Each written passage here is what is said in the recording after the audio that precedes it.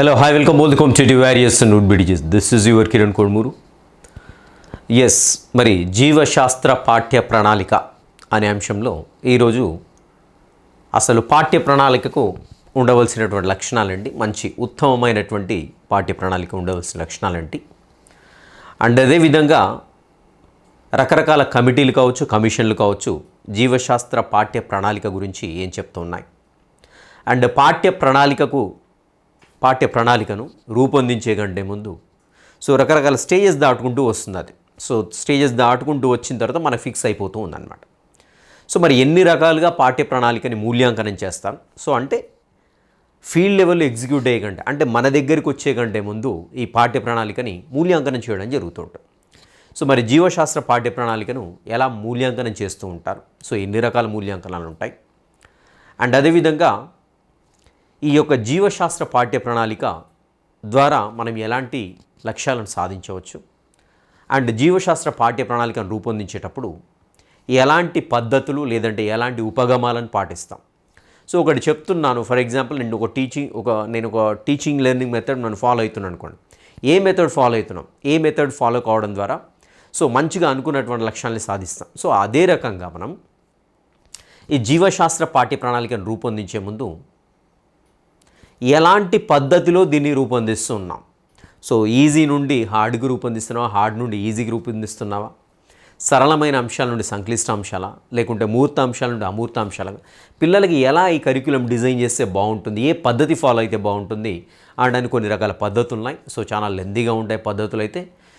ఈ సెషన్ కూడా lengthy సెషనే కావచ్చండి. Almost మనకి ఒక మారథాన్ సెషన్ లాగా నడుస్తూ ఉంటాం. చూద్దాం. రైట్. మంచి జీవశాస్త్ర పాఠ్య ప్రణాళిక ఎలాంటి లక్షణాలు ఉండాలని చూసినట్టయితే ఇవి కామన్ పాయింట్స్ అండి. జనరల్గా పెట్టేయచ్చు మనం. ఇక్కడ పెద్ద కన్ఫ్యూజ్ అయ్యేటువంటి అంశం కూడా ఏమీ లేదు. మనం ఎగ్జామినేషన్ పాయింట్ ఆఫ్ వ్యూలో చూస్తే పెద్ద కన్ఫ్యూజ్ అయ్యేటువంటి అంశం ఏం లేదు. జనరల్గా జీవశాస్త్ర ప్రయోజనాలు, విలువలు విద్యార్థులకు అందించే విధంగా ఉండాలి. మనకు తెలిసిందే. వయోజన స్థాయి మానసిక పరిపక్వత, అభిరుచులకు అనుగుణంగా, అంటే ఇక్కడ మనకి మనోవిజ్ఞాన శాస్త్రానికి అనుగుణంగా పాఠ్య ప్రణాళిక రూపొందించబడాలి అంటున్నాం. మనోవిజ్ఞాన శాస్త్రం అంటే ఏంటి అంటే విద్యార్థులకు అనేక రకాల సామర్థ్యాలు ఉంటాయి, రకరకాల సామర్థ్యాలు ఉంటాయి. ఒక్కొక్కరికి ఎక్కువగా ఉంటాయి, తక్కువగా ఉంటాయి. నైపుణ్యాలు కావచ్చు, అభిరుచులు కావచ్చు, అండ్ వారి యొక్క ఐక్యూ కావచ్చు. ఇలాంటివన్నీ పరిగణలోకి తీసుకున్నప్పుడు దాన్ని సాధారణంగా ఏమంటామంటే మనోవైజ్ఞానిక స్థాయిగా చెప్తున్నాం. వాళ్ళ దాన్ని బట్టేసి ఏంటంటే వాళ్ళకి ఈ యొక్క పాఠ్య ప్రణాళిక రూపొందించబడాలి. అలా ఉన్నట్లయితే దాన్ని మంచి జీవశాస్త్ర పాఠ్య ప్రణాళికగా చెప్పుకుంటాం. అండ్ అదేవిధంగా వ్యక్తిగత సామాజిక అవసరాల అభివృద్ధికి అనుగుణంగా ఉండాలి. జీవితంలో విజ్ఞాన సూత్రాలు ఏవైతేనో వీటిని సింపుల్గా అన్వయించుకునేటట్టుగా ఆ పాఠ్య ప్రణాళిక రూపొందించబడాలి. అండ్ నెక్స్ట్ వచ్చేసి వివిధ శాఖల నుండి విషయాల మేలవంపులో సమగ్ర అవగాహన అందించేలా ఉండాలి. ఇక్కడ మనం ఆల్రెడీ చెప్పుకున్నాం కదా, సహసంబంధం అనేటువంటి విషయం. ఏంటి సహసంబంధం అని చూసినట్లయితే, సహసంబంధం అంటే ఒక శాస్త్రం మరొక శాస్త్రంతో లింకప్ అయి ఉండాలి. కంపల్సరీ అలా మొత్తం కూడా లింకప్ అయిపోయినప్పుడు విద్యార్థికి ఏంటంటే సమగ్రమైనటువంటి జ్ఞానం పెంపొందడానికి అవకాశం ఉందన్నమాట. కాబట్టి ఏంటంటే మనకి వివిధ శాఖల నుండి విషయాల మేలవంపులు సమగ్ర అవగాహన అందించేలా ఉండాల్సి ఉంటుంది. అండ్ నిత్య జీవితానికి ఉపయోగం ఆల్రెడీ వచ్చిందండి మనకి. ముఖ్యమైన సమస్యలకు పరిష్కారం అందించే విధంగా జీవశాస్త్ర పాఠ్య ప్రణాళిక అనేది రూపొందించబడాల్సి ఉంటుంది. కేవలం విషయ పరిజ్ఞానమే కాకుండా ఏమి ఆలోచించాలి అనే దానికంటే కూడా ఎలా ఆలోచించాలి అనేది చెప్పేటట్టుగా పాఠ్య ప్రణాళిక ఉండాలి. ఉదాహరణకి ఇక్కడ ఒక రొట్టె ముక్క ఉందండి. రొట్టె ముక్క ఖరాబ్ అయిపోయింది. అక్కడ ఫంగస్ వచ్చేసింది. ఇక్కడ ఏమి ఆలోచించాలి అనే దానికంటే, ఏం ఆలోచించాలంటే అక్కడ విద్యార్థి అని చూసినట్లయితే ఏం ఆలోచించాలి అంటే ఇక్కడ ఎందుకు అది వచ్చింది, ఏమి ఆలోచించాలంటే ఎలా ఆలోచించాలని నేర్పాలన్నమాట. మనం ఎలా ఆలోచించాలంటే ఇక్కడ ఫంగస్ వచ్చింది. ఫంగస్ వచ్చినప్పుడు ఎందుకు వచ్చింది, కారణం ఏంటై ఉండొచ్చు. ఇలా ఈ ఆలోచన మనం ఏదైతే ఆలోచిస్తున్నాం పెద్దవాళ్ళగా, ఇలా ఎలా ఆలోచించాలనేటువంటి విషయానికి ప్రాధాన్యత ఇస్తూ విద్యార్థికి పాఠ్య ప్రణాళిక అనేది రూపొందించబడాలి. మనం ఆలోచిస్తుంటాం కదా, ఇప్పుడు బ్రెడ్ ఖరాబ్ అయిపోయింది. ఖరాబ్ అయిపోయినప్పుడు అసలు ఎందుకు వచ్చింది, ఈ బ్రెడ్ ఎన్ని రోజులు అయింది, దీని ఒక మ్యానుఫ్యాక్చర్ డేట్ ఏంటి, దీనిపైన ఉన్నటువంటి ఫంగస్ ఏంటి, దీన్ని తినడం వల్ల ఎలాంటి వ్యాధులు వస్తాయి, ఇవన్నీ కూడా మనకు ఒకటి ఆలోచన, థింకింగ్ ప్రాసెస్ ఇదంతా కూడా.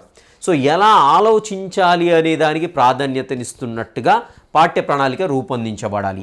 ఏం ఆలోచించాలి కాదు. ఇక్కడ ఫంగస్ ఖరాబ్ అయింది, ఇంకోటి ఖరాబ్ అయింది అనుకోండి. ఏం ఆలోచించాలి కదా, ఎలా ఆలోచించాలి అనే దానికి ప్రాముఖ్యత ఇవ్వాలి. ఇంపార్టెంట్ పాయింట్ గమనించండి. రైట్.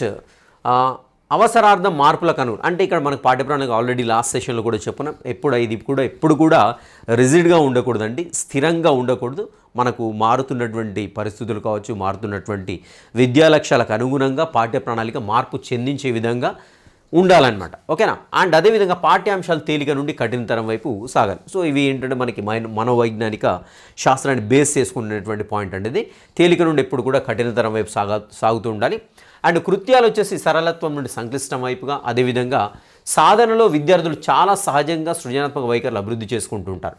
సో సరళత్వం నుండి సంక్లిష్టం ఉందనుకోండి, ఏమవుతుంది, విద్యార్థి చేయడానికి ఇష్టపడుతూ ఉంటాడు. అదేవిధంగా ఈజీగా ఉన్నప్పుడు ఏంటంటే ఒక వే కాకుండా 10 వేస్లో ఆలోచించడానికి ఛాన్స్ ఉంటుంది. ఫస్టే హార్డ్ దిశామనుకోండి, ఏమవుతుంది, వాడు అసలు దాని అంటే ఇంట్రెస్ట్ చూపించాడు. సో ఎప్పుడైతే ఈజీగా ఉంటుందో అప్పుడు విద్యార్థులు సృజనాత్మకత వైఖరులు డెవలప్ కావడానికి అయితే ఛాన్స్ ఉంటుందన్నమాట. అండ్ స్వయం నిర్ణయాధికారం, ఆత్మస్థైర్యం పెంపొందుతాయి. సో చాలా ఇంపార్టెంట్ పాయింట్ అండి. ఎప్పుడైనా విద్యార్థులకు ఒక విషయాన్ని నేర్పించేటప్పుడు ఎప్పుడైనా సులభంగా ఉండే అంశం నుండి హార్డ్గా ఉండే అంశానికి వెళ్ళాలి. సో అలా వెళ్తేనే మనకు అటెన్షన్ ఉంటుంది, అలా వెళ్తేనే ఆసక్తి చూస్తుంటాడు, అలా వెళ్తేనే మనతో ఇంటరాక్ట్ అవుతుంటాడు. సో అలా కాకుండా డైరెక్ట్గా కాంప్లెక్స్ ఉన్న దాన్ని తెచ్చేసాడు పడేసి డైరెక్ట్గా వివరించుకుంటూ వెళ్ళామనుకోండి, సో ల్యాక్ ఆఫ్ ఇంట్రెస్ట్ అవుతుంది, వాడు అటో ఇటో డైవర్ట్ అవుతూ ఉంటాడు. సో ఇంకా ఫర్దర్గా ఎలాంటి డెవలప్మెంట్ అనేది విద్యార్థులు ఉండదు. మోర్ ఎవర్ ఏంటంటే ఇంత హార్డ్గా ఉంది, నాకు అవసరమా సో అనేసి ఒక రకమైనటువంటి ఇన్ఫీరియారిటీలో కూడా వెళ్ళిపోతుంటాడు. సో కాబట్టి ఎప్పుడైనా కృత్యాలు ఉండేవి అయితే ఉన్నాయో చాలా ఈజీగా ఉండేటట్టుగా ఉండాలి. అప్పుడు ఏమవుతుందంటే సింపుల్గా విద్యార్థుల్లో ఆత్మస్థైర్యం అనేది డెవలప్ అవుతూ ఉంటుంది. అండ్ భౌతిక పరిసరాలకు తగినట్ల తనను తాను సర్దుబాటుగా చేసుకునే విద్యార్థిలో అభిరుచులు, నైపుణ్యాలు పెంపొందించే విధంగా మనకి పాఠ్య ప్రణాళిక, అదేవిధంగా బోధనాభ్యసన కృత్యాలు కావచ్చు, సో ఇలాంటివన్నీ కూడా రూపొందించబడేటట్టుగా మన పాఠ్య ప్రణాళిక ఉండాలి. అండ్ నెక్స్ట్ స్వయంగా నేర్చుకునే విధంగా ప్రత్యక్ష అనుభవాలకు అవకాశం ఉండాలి. పరిశీలన, సరిచూడడం లాంటి ప్రయోగ నైపుణ్యాలు అలవడతాయి. సో ఇక్కడ చూడండి, విద్యార్థి స్వయంగా నేర్చుకునే విధంగా మనకు అనుభవాలు కల్పించినప్పుడు ఏమవుతుందంటే విద్యార్థిలో పరిశీలన, అదేవిధంగా సరిచూడడం లాంటి ప్రయోగ నైపుణ్యాలు అలవడతాయి. ఇది ఒకటి గుర్తుపెట్టుకోండి, ఇంపార్టెంట్ పాయింట్. ఇక్కడ విద్యార్థి స్వయంగా నేర్చుకునే విధంగా ప్రత్యక్ష అనుభవాలు అంటున్నాం.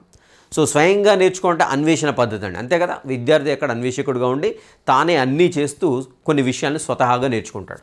సో ఇలా స్వతహాగా నేర్చుకున్నప్పుడు ఏంటి, అల్టిమేట్గా అన్వేషణ పద్ధతులు ఏంటి, వాడి పరిశీలన అనేటువంటి ఒక నైపుణ్యం ఇంప్రూవ్ అవుతుంటుంది. అదేవిధంగా నేను చేసింది సరి అయిందా కాదా అని వెరిఫై చేసుకునేటువంటి నైపుణ్యాలని అలవడతాయి. ఇంపార్టెంట్ పాయింట్ గమనించండి. అండ్ శాస్త్రజ్ఞుల జీవిత చరిత్రలో వాళ్ళు జరిపిన కృషి, సో అదేవిధంగా ఇలాంటివి చెప్పడం వల్ల పిల్లల్లో వాళ్ళని చూసి నేను కూడా ఇలా చేయాలంటే ఒక మోటివేషన్, ఒక ప్రేరణ అనేది కలుగుతుంటుంది.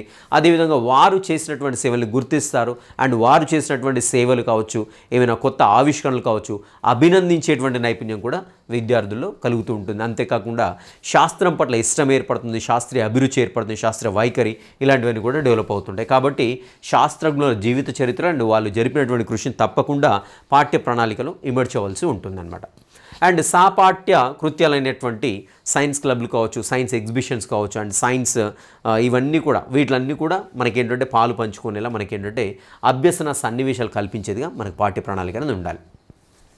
రైట్, ఇక్కడ చూద్దాం జాతీయ విద్యా విధానం 1986 ఆల్రెడీ చెప్పుకున్నాం మనం. జాతీయ విద్యా విధానం 1986 ప్రకారం సో మనకేంటి జీవశాస్త్ర అంటే పాఠ్య ప్రణాళికలో మొత్తానికైతే సో ఎప్పుడైతే మీకు జాతీయ విద్యా విధానం 1986 రాగానే గుర్తుపెట్టుకోవాల్సింది 80% దేశం అంతా ఒకేలా కోర్ కరిక్యులం ఉండాలి, 20% వచ్చేసి స్థానిక అవసరాలకు అనుగుణంగా ఉండాలి. అండ్ ఇది వచ్చేసి 1993-94 అకాడమిక్ ఇయర్ నుండి అమల్లోనికి వచ్చింది.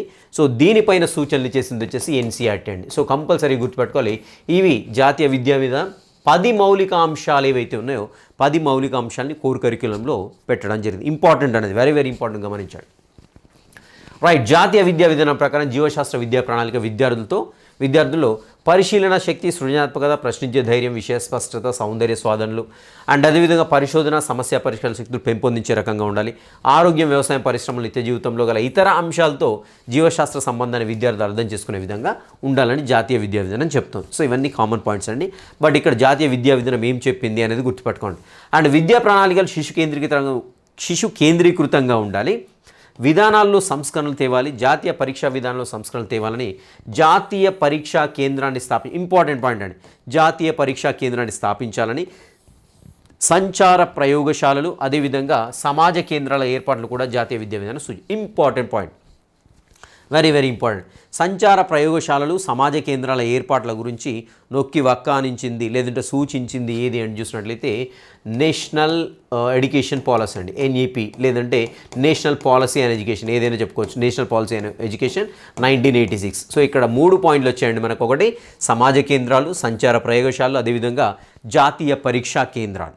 ఈ మూడింటిని స్థాపించాలని సూచించింది ఎవరు అని చూసినట్లయితే ఎన్పి 1986. గమనించండి, వెరీ ఇంపార్టెంట్ ఈ పాయింట్.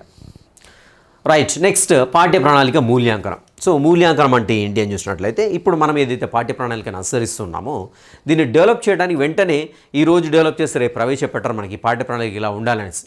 సో దీన్ని డెవలప్ చేయడానికి ఒక కమిటీ ఉంటుంది, లేదంటే ఒక కమిషన్ ఉంటుంది, లేదంటే కొంత మెంబర్స్ తోటి ఒక కమిటీ ఏర్పడి సో పాఠ్య ప్రణాళికను ఫస్ట్ డెవలప్ చేసిన తర్వాత దాన్ని మూల్యాంకనం చేస్తారు. ఫస్ట్ ఎంతవరకు ఇది బాగుంది, ఎంతవరకు బాగాలేదు, దాన్ని ప్రయోగం చేసిన తర్వాత ఓకే ఎవ్రీథింగ్ కూడా సక్సెస్ అయిపోయిన తర్వాతనే మనకి ఎగ్జిక్యూట్ కావడం జరుగుతుంది, మన దాకా రావడం జరుగుతుంది. సో మరి పాఠ్య ప్రణాళిక రూపొందించేటప్పుడు దీన్ని మూల్యాంకనం ఎలా చేస్తారో చూద్దామండి. సో పాఠ్య ప్రణాళిక మూల్యాంకనం. సో అవసరాలకు అనుగుణంగా విద్యా లక్ష్యాలు కూడా నిరంతరం మార్పు చెందుతాయి కాబట్టి పాఠ్య ప్రణాళిక కూడా ఎప్పుడు కూడా మార్పులకు లోనవుతూనే ఉంటుంది.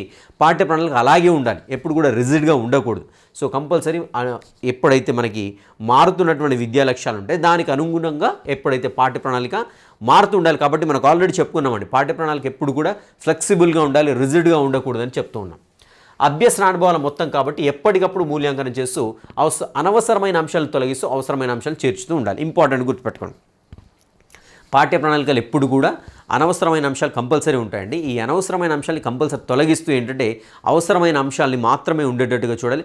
అవసరం అనుకుంటే కొత్త అంశాలు ఈ విద్యార్థికి పనికి వస్తాయి, విద్యార్థి అదేవిధంగా విద్యా లక్ష్యాలను సాధించే దిశగా ఈ యొక్క అంశాలు పనికి వస్తున్నప్పుడు కంపల్సరీ వాటిని ఇంక్లూడ్ చేయొచ్చు. ఓకే రైట్, పాఠ్య ప్రణాళిక మూల్యాంకనం ఏంటంటే రకరకాల దశల్లో జరుగుతుంటుంది.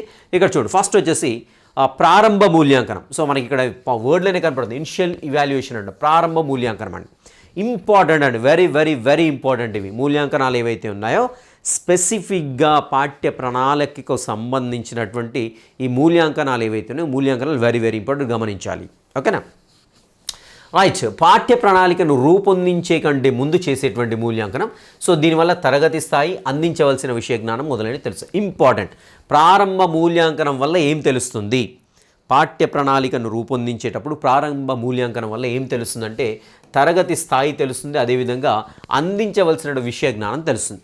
సే ఫర్ ఎగ్జాంపుల్ ఇక్కడ 8th క్లాస్ ఉందండి, 8th క్లాస్లో ఏ రకమైనటువంటి కోకరిక్యులర్ యాక్టివిటీస్ పెట్టాలి, ఏ రకమైనటువంటి సిలబస్ ఇంక్లూడ్ చేయాలి సో అనేది ఎప్పుడు తెలుస్తుందంటే స్టార్టింగ్లోనే తెలుస్తుంది. ఈ తరగతి యొక్క స్థాయి ఏంటండి 8th క్లాస్, ఓకేనా.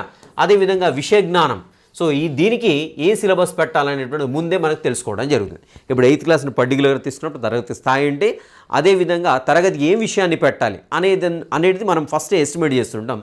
దాన్ని ఏమంటామంటే ప్రారంభ మూల్యాంకనంగా చెప్తూ ఉంటాం. ఓకేనా. నెక్స్ట్ వచ్చేసి రూపణ మూల్యాంకనం.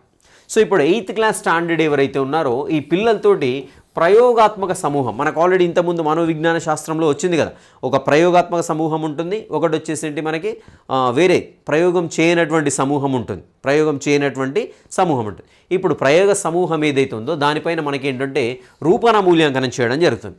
పాఠ్య ప్రణాళికను ప్రయోగాత్మకంగా అమలు అంటున్నాం, నిజంగా కాదండి, ఇక్కడ ప్రయోగాత్మకంగా అమలు అంటున్నాం. అంటే 8th క్లాస్ పిల్లల్ని తీసుకొని 8th క్లాస్ పిల్లల్ని ఒక 100 మందో ఒక 50 మందో తీసుకొని వాళ్లకు రూపొందించబడినటువంటి పాఠ్య ప్రణాళిక ఉందో ఇక్కడ ఎగ్జిక్యూట్ చేస్తూ ఉంటారు, వాళ్ళపైన ఎగ్జిక్యూట్ చేస్తుంటారు. ఇది వచ్చేసి ఏంటి రూపణ మూల్యాంకనం, గుర్తుపెట్టుకోండి. ఫార్మాటివ్ ఇవాల్యుయేషన్ అంటున్నాం, ఇక్కడ గమనించండి, ఫార్మాటివ్ ఇవాల్యుయేషన్ అంటున్నాం. ఓకేనా. అండ్ దెన్ నెక్స్ట్ వచ్చేసి సంకలన మూల్యాంకనం. సో వారిపైన ఎగ్జిక్యూట్ చేస్తారు, ఎగ్జిక్యూట్ చేస్తూ ఉండేటప్పుడు గుర్తుపెట్టుకోండి 8th క్లాస్ పైన మనం రూపొందించినటువంటి పాఠ్య ప్రణాళికని ఏం చేస్తున్నారు ప్రయోగాత్మకంగా అమలు చేస్తున్నప్పుడు గుర్తుపెట్టుకోవాలి, అమలు చేస్తున్నప్పుడు జరిగేటువంటి మూల్యాంకనం ఏదైతుందో దీన్ని రూపణ మూల్యాంకనం అంటున్నాం. 8th క్లాస్లో మన సిలబస్లో ఫర్ ఎగ్జాంపుల్ సూక్ష్మజీవ ప్రపంచం పెట్టిన తర్వాత 50 మంది పిల్లలను తీసుకొని వాళ్ళపైన ఈ రూపణ మూల్యాంకనం అంటే లైక్ ఇప్పుడు సూక్ష్మజీవ ప్రపంచం ఏదైతే ఉందో దీనికి సంబంధించింది మొత్తం కూడా ఆ పిల్లలతోటి వాళ్ళ పిల్లలకి ఒక ఉపాధ్యాయుని చేత చెప్పించడం, ఉపాధ్యాయుడు టీచ్ చేయడం, బోధనాభ్యాసన అనుభవాన్ని కల్పించడం, ఇలాంటివన్నీ చేస్తున్నప్పుడు అమలు చేస్తున్నప్పుడు జరిగేటువంటి మూల్యాంకనం అంటే పిల్లలు ఏ మేరకు ఆ పాఠ్య ప్రణాళిక రిసీవ్ చేసుకుంటున్నారు, ఆ పిల్లలు ఆ పాఠ్య ప్రణాళిక అర్థం చేసుకునే క్రమంలో విద్యా లక్ష్యాలను సాధిస్తున్నారా లేదా, ఉపాధ్యాయునికి ఎలా ఉన్నది, సో ఇవన్నీ అంశాలను కూడా పరిగణలోకి తీసుకుంటూ ఉంటారు. పాఠ్య ప్రణాళికను ప్రయోగాత్మకంగా అమలు చేస్తున్నప్పుడు చేసేటువంటి మూల్యాంకనమే వచ్చేసి ఫార్మాటివ్ ఇవాల్యుయేషన్ లేకుంటే రూపనా మూల్యాంకనంగా చెప్పుకుంటుంటాం. నెక్స్ట్ వచ్చేసి సంకలన మూల్యాంకనం, తుది రూపుకు వచ్చిన తర్వాత చేసేటువంటి మూల్యాంకనం. తుది రూపు కంటే ఎప్పుడండి ఇదంతా కూడా అయిపోతుంది, వీళ్ళ స్టాండర్డ్కి ఎంత ఉంది, ఈ యొక్క సిలబస్ ఏదైతే పెట్టామో అంటే పాఠ్య ప్రణాళికలో ఒక భాగం సిలబస్ గురించి మాట్లాడదు. సో సిలబస్ అయిపోయింది, వీళ్ళకి చెప్పేయడం అయిపోయింది, ఆ లెసన్ అయిపోయింది. సో ఇదంతా అయిపోయిన తర్వాత మరి పాఠ్య ప్రణాళిక మనం ఇది పొందుపరిచాం, 8th క్లాస్ పిల్లలకు సూక్ష్మజీవ ప్రపంచం గురించి చెప్పాం. సో మనం పొందుపరిచినటువంటి ఈ పాఠ్య ప్రణాళికలో ఉండేటువంటి సిలబస్ ఏదైతే ఉందో పిల్లలకు చెప్పడం జరిగింది. ఓకేనా, ఈ పాఠ్య ప్రణాళిక ఎంతవరకు సక్సెస్ అయిందన్నట్టుగా చేసేటువంటి మూల్యాంకనం అయితే సంకలన మూల్యాంకనంగా చెప్పుకుంటాం, లేదంటే దీన్ని సమ్మేటివ్ ఇవాల్యుయేషన్గా చెప్తాం. అయిపోయిన తర్వాత ఆ పిల్లల్ని తీసుకెళ్ళి ఆ పిల్లల్లో మనం అనుకున్నటువంటి లక్ష్యాలు ఏవైతే ఉన్నాయో, ఉదాహరణకు శాస్త్రీయ వైఖరి, లేకుంటే ఒక ప్రయోగ నైపుణ్యం, లేదంటే మంచి అవగాహన సామర్థ్యం, లేదంటే ఒక ప్రాజెక్టు, లేదంటే ఒక సమాచార సేకరించే నైపుణ్యం, లేదంటే సూక్ష్మజీవుల గురించి బొమ్మలు గీయడం, లేదంటే ఒక హాస్పిటల్కి వెళ్ళేసి వాడు అక్కడ డాక్టర్ దగ్గర నుంచి రకరకాల వ్యాధుల గురించి సమాచారం సేకరించడం, లేదంటే ఒక వ్యాక్సిన్ గురించి సమాచారం సేకరించడం, ఇలాంటి లక్ష్యాలన్నీ సాధించామా లేదా, మన పాఠ్య ప్రణాళిక ఇది పెట్టిన తర్వాత మరి ఇలాంటి లక్ష్యాలు సాధించామా లేదా తెలుసుకోవడం కోసం చేసేటువంటి మూల్యాంకనం ఏంటంటే సంకలన మూల్యాంకనం, లేదంటే సమ్మేటివ్ ఇవాల్యుయేషన్గా చెప్పుకుంటాం. నెక్స్ట్ వచ్చేసి నిరంతర మూల్యాంకనం. ఇక్కడికి వచ్చామండి. ఇప్పుడు నిరంతర మూల్యాంకనం అయిపోయింది, ఓకే సక్సెస్ అయిపోయింది, మనకు పాఠ్య ప్రణాళిక ఓకే అనిపించింది. దాన్ని ఏమవుతుంది ఇక్కడ అని చూసినట్టయితే పాఠ్య ప్రణాళిక అమలులో ఉన్నప్పుడు అంటున్నాం. అక్కడేమో ప్రయోగాత్మకంగా, ఇక్కడ ప్రయోగాత్మకంగా అమలు గుర్తుపెట్టుకోండి. ఇది ప్రయోగాత్మకంగా అమలు చేస్తున్నప్పుడు చేసేది రూపణ మూల్యాంకనం, వెరీ ఇంపార్టెంట్. ఒక్కొక్క వర్డ్ కూడా ఇంపార్టెంట్. పర్టికులర్గా ఈ టాపిక్ ఏదైతే పాఠ్య ప్రణాళికను మూల్యాంకనం చేస్తున్నాం, వెరీ వెరీ వెరీ ఇంపార్టెంట్, గమనించండి.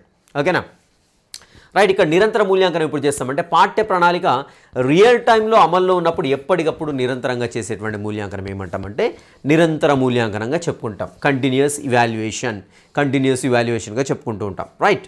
సో ఇది వచ్చేసి ఏంటంటే మన పాఠ్య ప్రణాళికని ఏ రకంగా మనం మూల్యాంకనం చేస్తామనే విషయం. సో ఓకే, నిరంతరం మూల్యాంకనం చేస్తున్నాం, పాఠ్య ప్రణాళిక రియల్ టైంలో ఎగ్జిక్యూట్ అవుతుంది. ఓకే, సో మూల్యాంకనం బాగానే ఉందనుకోండి, ఆ పాఠ్య ప్రణాళిక కంటిన్యూ అవుతూ ఉంటుంది. మనకు అనుకున్నటువంటి లక్ష్యాలు సాధించే దిశగా వెళ్తూ ఉంది అనుకున్నాం, పిల్లలందరూ కూడా అలా వెళ్తున్నారు. సో అప్పుడు ఓకే, పాఠ్య ప్రణాళిక బాగానే ఉంది, ఇది కంటిన్యూ చేయొచ్చు. లేదు అన్నప్పుడు సరిగ్గా విద్యా లక్ష్యాలు సరిగ్గా సాధించబడలేదు, విద్యా గమ్యాల దిశగా విద్యార్థులు వెళ్ళట్లేరు అన్నప్పుడు ఒక కమిటీ వేసేసి మరి ప్రజెంట్ ఉన్నటువంటి పాఠ్య ప్రణాళిక ఎలా ఉందన్నట్టుగా వాళ్ళు అధ్యయనం చేయడం జరుగుతుంది. సో మరి ఆ పాఠ్య ప్రణాళిక మరి లోపాలు ఉన్నాయనుకోండి, అగైన్ మళ్ళీ దాన్ని తిరిగి మళ్ళీ స్టార్టింగ్ సైకిల్కి వెళ్ళిపోతూ ఉంటుందన్నమాట. మళ్ళీ పాఠ్య ప్రణాళిక మళ్ళీ తిరిగి రూపొందించడము, సో మళ్ళీ మూల్యాంకనం చేయడము ప్రయోగాత్మక సమూహం పైన, అండ్ ఇలా కంటిన్యూస్గా ఈ సైకిల్ అనేది రిపీట్ అవుతూనే ఉండాలన్నమాట. Okay, clear.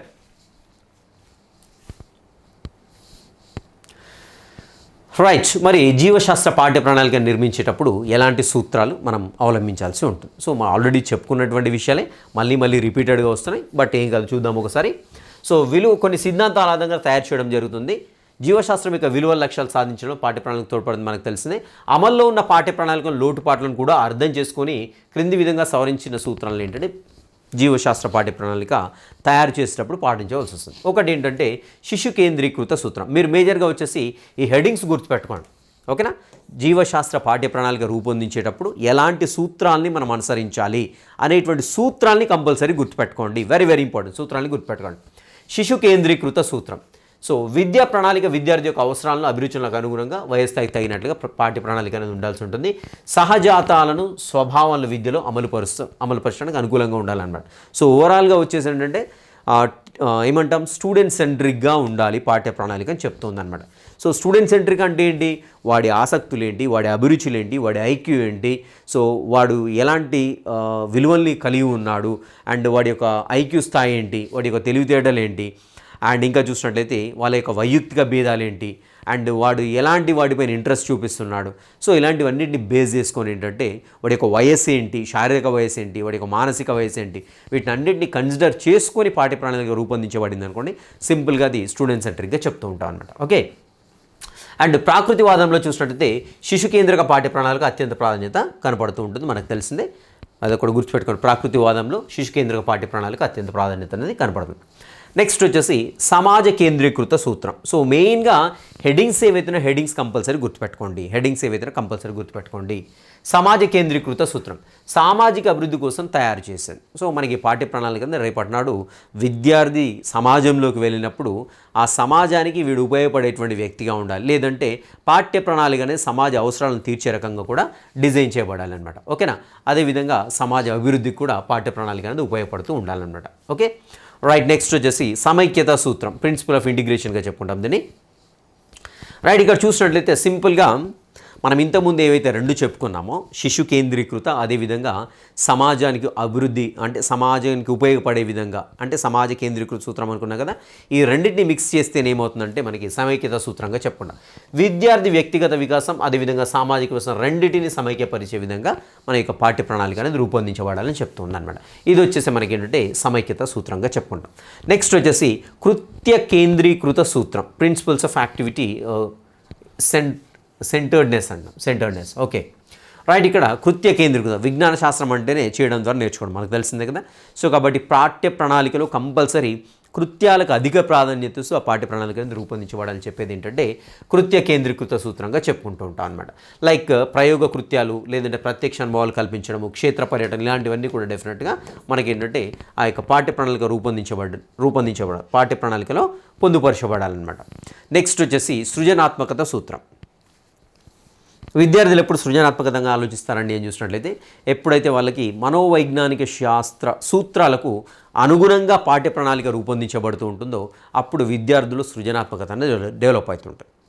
సో ఎప్పుడు సృజనాత్మకత డెవలప్ అవుతుందని చూసినట్లయితే విద్యార్థి తనకు తెలిసిన విషయాలు ఏవైతున్నాయో తనకు తెలిసిన విషయాల నుండి మనము కొత్త విషయాన్ని ఈజీగా వాళ్ళలోనికి ఇన్కల్కేట్ చేసినప్పుడు ఏమవుతుందంటే వాడిలో ఆత్మస్థైర్యం ఇంప్రూవ్ అవుతుంది. అదేవిధంగా ఆ యొక్క సమస్యని విభిన్న కోణాల్లో ఆలోచించడానికి ఛాన్స్ ఉంటుంది. సో అలా ఏంటంటే పాఠ్య ప్రణాళిక అనేది రూపొందించబడాలి. సో ఇలా విద్యార్థులు సృజనాత్మకత డెవలప్ చేసేటప్పుడు మనకు కరికులం అనేది ఉండాలని చెప్తున్నారు. సృజనాత్మకత శక్తి నిర్మాణాత్మక శక్తిని అభివృద్ధి చేసే విధంగా పాఠ్య ప్రణాళిక ఉండాలి. స్వతంత్రంగా ఆలోచించడం అనేది సృజనాత్మకతకు మూలం అనమాట. సో ఎప్పుడు స్వతంత్రంగా ఆలోచిస్తారంటే విద్యార్థికి ఆ సబ్జెక్ట్ అంటే ఇంట్రెస్ట్ ఉండాలి. ఆ సబ్జెక్ట్ అంటే ఇంట్రెస్ట్ ఉన్నప్పుడు ఎప్పుడు ఇంట్రెస్ట్ కలుగుతుందంటే ఆ విద్యార్థి తనకు తెలిసిన విషయాల నుండి కొత్త విషయాలు నేర్చుకునేటప్పుడు ఏంటంటే విద్యార్థికి ఇంట్రెస్ట్గా ఉండడానికి అయితే ఛాన్స్ ఉంది. సో ఇలా మనకి ఏంటంటే సృజనాత్మకత సూత్రాన్ని కూడా పాటించవలసి ఉంటుందన్నమాట. రైట్. నెక్స్ట్ వచ్చేసి పరిరక్షణ సూత్రం. సో పరిరక్షణ సూత్రం అంటే ఏం పరిరక్షణ చేయాలండి? సో ఇక్కడ చూసినట్లయితే మన సమాజంలో చూసినట్లయితే అనేక సాంప్రదాయాలు కావచ్చు, కట్టుబాట్లు కావచ్చు, ఆచారాలు కావచ్చు, ఏవైతే మూఢనమ్మకాలు కాకుండా సైన్స్కి సపోర్టివ్గా ఉంటాయో, సో సైన్స్కి సపోర్టివ్గా ఉంటాయంటే ఒక సైంటిఫిక్ రీజన్ తోటి కొన్ని ఆచారాలు పద్ధతులు కొన్ని కొనసాగుతూ ఉంటాయి. వాటిని పరిరక్షించే దిశగా మన పాఠ్య ప్రణాళిక ఉండాల్సి ఉంటుందండి. ఉదాహరణకు కడపకు పసుపు రాస్తారు. మరి ఇది ఆచారమే, దీంట్లో ఏమైనా సైన్స్ ఉందంటే పసుపు అనేది సాలిడ్ యాంటీబయాటిక్. సో రకరకాల క్రిమికీటకాలు అనేవి లోపలికి రాకుండా ఎప్పుడైతే కడప దాడుతూ ఉంటామో, ఫర్ ఎగ్జాంపుల్ ఈ కాళ్ళకు ఉన్నటువంటి మన సూక్ష్మజీవులు అట్లా కాలు ఎత్తినప్పుడు ఏమవుతుందంటే ఫోర్స్ పడడం వల్ల ఆ సూక్ష్మజీవులు కడప మీద పడిపోయి అనుకుంటే చనిపోతూ ఉంటాయి. సో ఇలా దెబ్బ తగిలినప్పుడు సాధారణ పసుపు, ఇవన్నీ కూడా కొన్ని ఆచారాలు. బట్ దీంట్లో మనకేంటి సైన్స్ ఉందన్నమాట. ఇలాంటివన్నీ కూడా ఇలాంటి వాటిని పరిరక్షించే దిశగా పాఠ్య ప్రణాళిక ఉండాలి తప్ప రైట్ ఇక్కడ పసుపు రాస్తారు కదా ఇది తప్పు, ఈ మూఢనమ్మకం. సో ఇక్కడ మన సైన్స్ ఉంటే ఓకే, సైన్స్ లేదనుకోండి కంపల్సరీ ఆ యొక్క దాన్ని మూఢనమ్మకంగా ఆ పాఠ్య ప్రణాళికను తొలగించాల్సి ఉంటుంది. పాము కాటుకు మంత్రాలు కావచ్చు, చేతబడి కావచ్చు, అండ్ జ్వరం వచ్చినప్పుడు వాతలు పెట్టడం కావచ్చు, లేదంటే చెవి నొప్పి లేసినప్పుడు ఆయిల్ లేదంటే ఆముదం కాబెట్టి పోస్తూ ఉంటారు. సో ఇలాంటివన్నీ కూడా తొలగించాల్సి ఉంటుందన్నమాట. అదేవిధంగా పరిరక్షణ సూత్రంలో ఇంకా మన చుట్టూ ఉండేటువంటి పరిసరాలని కూడా పరిరక్షించాలి.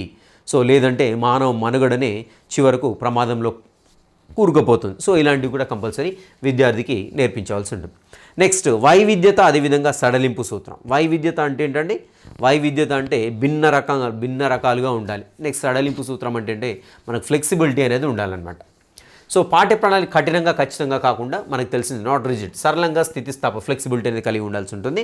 విద్యార్థుల వ్యక్తిగత అవసరాలకు అభిరుచులకు అనుగుణంగా మార్చుకోవడానికి అనువుగా ఉండాలి. అండ్ ఇక్కడ ఒక మనకి ఎడ్యుకేషనిస్ట్ గురించి చెప్పడం జరిగిందండి, బ్రూ బ్రేకర్ అండి, దాని పేరు బ్రూ బ్రేకర్, గుర్తుపెట్టుకోండి. సో ఇట్లా మనకి ఎక్కడ సైంటిస్ట్ వచ్చారనుకోండి వెరీ ఇంపార్టెంట్గా పరిగణించండి. బ్రూ బ్రేకర్ అభిప్రాయ ప్రకారం పాఠ్య ప్రణాళికలో విద్యార్థులు ఇమర్చడం కాక విద్యార్థుల కోసం పాఠ్య ప్రణాళిక రూపుదిద్దుకోవాలని చెప్పారు. వెరీ ఇంపార్టెంట్ పాయింట్ అండి, వెరీ వెరీ ఇంపార్టెంట్. పాఠ్య ప్రణాళికలో విద్యార్థులను ఇమర్చడం అంటే పాఠ్య ప్రణాళికను తీసుకెళ్ళి దీంట్లో ఏమంటే నువ్వు చచ్చినట్టు చేయాలనేసి బలవంత పెట్టడం అనమాట. ఓకేనా? సో ఇలా బలవంత పెట్టేది కాకుండా విద్యార్థుల కోసం అంటే విద్యార్థులు ఇంట్రెస్ట్గా పాఠ్య ప్రణాళికను ఫాలో అయ్యేటట్టుగా ఉండాలన్నట్టుగా బ్రూ బ్రేకర్ చెప్తున్నాడు. అంటే సింపుల్గా ఒక మాట చెప్పాలంటే బ్రూ బ్రేకర్ ఏం చెప్తున్నారంటే పాఠ్య ప్రణాళిక ఏదైతే ఉందో విద్యార్థులు ఇబ్బంది పెట్టకూడదు, విద్యార్థులు ఆ పాఠ్య ప్రణాళిక చూసి సంతోషపడి దాన్ని ఫాలో అయ్యేటట్టుగా ఉండాలన్నట్టు చెప్తున్నాను. అంటే విద్యార్థుల కోసం పాఠ్య ప్రణాళిక రూపుదిద్దుకోవాలని చెప్తున్నాను. నెక్స్ట్ వచ్చేసి దూరదృష్టి సూత్రం లేదంటే పురోగమన దృక్పథ సూత్రం. కంపల్సరీ సూత్రాలు ఏవైతే అన్నీ కూడా గుర్తుపెట్టుకోండి. ఓకేనా? భవిష్యత్తులో సమర్థవంతమైన జీవనానికి తగిన వృత్తిని ఎంచుకోవడానికి గుర్తుపెట్టుకోండి. తగిన వృత్తిని ఎంచుకోవడానికి తగిన పునాది పాఠ్య ప్రణాళికలో ఇమిడి ఉండాలి అంటున్నాను. ఉదాహరణకి ఇప్పుడు నాకు ల్యాబ్ టెక్నీషియన్ చేయడం ఇంట్రెస్ట్. సో ల్యాబ్ టెక్నీషియన్లో లేదంటే డయాలసిస్ చేసే వాళ్ళ టెక్నీషియన్ ఉంటారండి. సో ఆ టెక్నీషియన్కి సపరేట్ కోర్సులు కూడా ఉంటాయన్నమాట.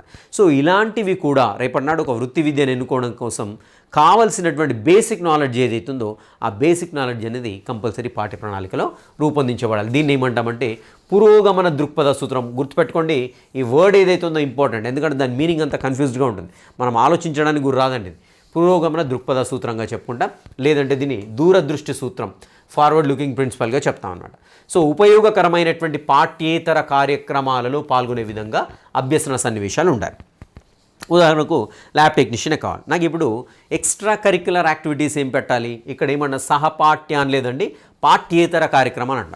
సో నాకు ఇక్కడ పాఠ్య ప్రణాళికలో పొందుపరచబడలేదు, అయినప్పటికీ కూడా అది తీసుకెళ్ళేసి మా టీచర్ నన్ను తీసుకెళ్ళేసి హాస్పిటల్లో ఒక ల్యాబ్ టెక్నీషియన్ పరిచయం చేసి ఇక్కడ ల్యాబ్ టెక్నీషియన్ ఏం చేస్తున్నాడు చూడు, సో ఎలా బ్లడ్ డ్రా చేస్తున్నాడు, ఎలా టెస్టులు చేస్తున్నాడు, ఏ టెస్ట్ దేని చేస్తున్నాడు అన్నప్పుడు సో అది పాఠ్యేతర కార్యక్రమం అవుతున్నారు. సో ఇలాంటివి కూడా చేసేటట్టుగా మనకి ఏంటంటే పాఠ్య ప్రణాళికలో పొందుపరచబడేట్లయితే పురోగమన దృక్పథ సూత్రం అనేది ఎగ్జిక్యూట్ చేయడానికి అయితే ఛాన్స్ ఉంటుంది.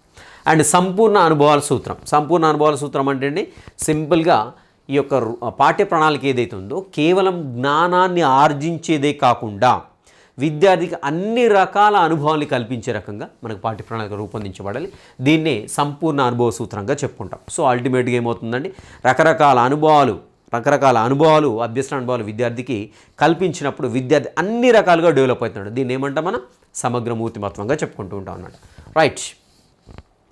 నెక్స్ట్ వ్యవస్థీకరణ సూత్రం. వ్యవస్థీకరణ సూత్రం అంటే ఏం చూసినట్లయితే ఇక్కడ చూసినట్లయితే వ్యవస్థీకరణం అంటే ఆర్గనైజ్ చేయడం, అంటే పాఠ్య ప్రణాళిక రూపొందించేటప్పుడు ఒక పద్ధతి ప్రకారం చెప్పుకుంటూ వెళ్ళాల్సి ఉంటుంది. ఉదాహరణకి ఇప్పుడు కణం గురించి 8th క్లాస్లో పెట్టాడు, 7th క్లాస్లో జీవులు అవయవ వ్యవస్థలు చెప్పారు. అంటే ఇది ముందు ఇది వెనకని కాదండి, విద్యార్థి ఎలా పెడితే ఈజీగా అర్థం చేసుకుంటాడు. ఉదాహరణకు 7th క్లాస్లో 5th క్లాస్లో 6th క్లాస్లో మనకి డిఫరెంట్ ఫిజియోలాజికల్ సిస్టమ్స్ ఉన్నాయండి. సో రకరకాల సిస్టమ్, డైజెస్ట్ సిస్టమ్ కావచ్చు, ఇంకోటి కావచ్చు, ఇలా రకరకాల సిస్టమ్స్ మానవుల్లో ఉండేటువంటి. మరి సిస్టమ్స్లో ఉండే ఆర్గాన్స్ అనేవి తర్వాత స్టేజ్లో వెళ్ళిపోయాయి. సో ఆర్గాన్స్ తర్వాత ఆర్గాన్స్ జీవులు ఎట్లా ఏర్పడ్డాయి, కణంకి వెళ్ళిపోయాడు. సో కణం నుండి నెక్స్ట్ 9th క్లాస్కి వెళ్ళిన తర్వాత కణజాలాలు. సో తర్వాత అసలు అవయవాలు ఏ రకంగా పనిచేస్తే కొంచెం ఇన్డెప్త్గా వెళ్ళిపోయాడు. సిస్టమ్స్ అనేవి ఏ రకంగా అంటే ఇది ఒక లాజికల్ మేనర్లో తార్కికంగా అమర్చబడ్డదని చెప్పుకోవచ్చు అనమాట. ఇలా ఒక పద్ధతి ప్రకారం దాన్ని పొందుపరిస్తే దాన్ని ఏమంటామంటే వ్యవస్థీకరించడంగా చెప్పుకుంటూ ఉంటాం. సో ఇదే మనకి ఏంటంటే కంపల్సరీ అంటే పాఠ్య ప్రణాళికలో పొందుపరచబడేటువంటి అంశాలు ఏవైతేనో ఒక పద్ధతి ప్రకారం కూర్చినట్లయితే దాన్ని వ్యవస్థీకృత సూత్రం అనేది ఫాలో అవుతుంది ఈ పాఠ్య ప్రణాళిక అని చెప్పవచ్చు. పాఠ్య ప్రణాళికలో విషయ వ్యవస్థీకరణ చాలా అవసరం. ప్రాథమిక స్థాయి నుండి మాధ్యమిక ఉన్నత స్థాయి వరకు తగిన సంధానాన్ని ఏర్పరుస్తూ విషయాల కూర్పు క్రమం అనేది ఉండాలి. సో అలా ఉంటేనేంటంటే విద్యార్థి ఈజీగా అర్థం చేసుకోవడానికి అయితే ఛాన్స్ ఉంటుంది. రైట్. ఇక్కడ మరి ఇతర సూత్రాలు మనకు తెలిసింది, ఇంక ఇవన్నీ కూడా ఇక్కడ ఒకటి చూడండి. రైట్. నూతన జ్ఞానాన్ని ఎప్పటికప్పుడు పొందుపరచాలి. అవసరాలు వనరుల లభ్యతను అనుగుణంగా పాఠ్య ప్రణాళికను అమలు చేయడంలో అంటున్నాం. ఇక్కడ అమలు చేయడంలో ఉపాధ్యాయునికి స్వేచ్ఛ ఉండాలి అంటున్నారు. సో పాఠ్య ప్రణాళిక ఇలా ఉంది, ఇలాగే వెళ్ళాలి, ఉపాధ్యాయుని ఇబ్బంది పెట్టకూడదు. సో అక్కడ ఏమైనా ఫ్లెక్సిబిలిటీ ఉన్నాయి, ఇది ముందు ఇది తర్వాత. సో అక్కడ కొన్ని యాక్టివిటీస్ ఇచ్చాడు అనుకుందాం. ఫర్ ఎగ్జాంపుల్ ఈ యాక్టివిటీ పాఠ్య ప్రణాళిక ప్రకారం ఇలాగే వెళ్ళాలంటే సో ఉపాధ్యాయుడు తనకు అనుకూలంగా ఎగ్జిక్యూట్ చేసేటువంటి స్వేచ్ఛని ఉపాధ్యాయునికి ఇవ్వాల్సి ఉంటుంది. ఉపాధ్యాయునికి అనిపించవచ్చు, సో నాకు ఇది చెప్తే బాగుంటుంది ముందు, సో ఈ ప్రయోగం చేపిస్తే బాగుంటుంది, లేదంటే కృత్యం చేపిస్తే బాగుంటుంది, తర్వాత ఇంకో కృత్యం చేస్తాను అది బాగుంటుంది అన్నప్పుడు సో ఉపాధ్యాయునికి అలాంటి స్వేచ్ఛ ఇవ్వాలన్నట్టుగా చెప్తున్నాను అనమాట. రైట్. అంటే ఇక్కడ ఉపాధ్యాయుని యొక్క స్వేచ్ఛ కూడా ప్రాధాన్యత ఇవ్వాలన్నట్టుగా చెప్తున్నాను. అండ్ రెండోది వచ్చేసి ఇక్కడ మరి 1 సెకండ్ అండి. సో ఇక్కడ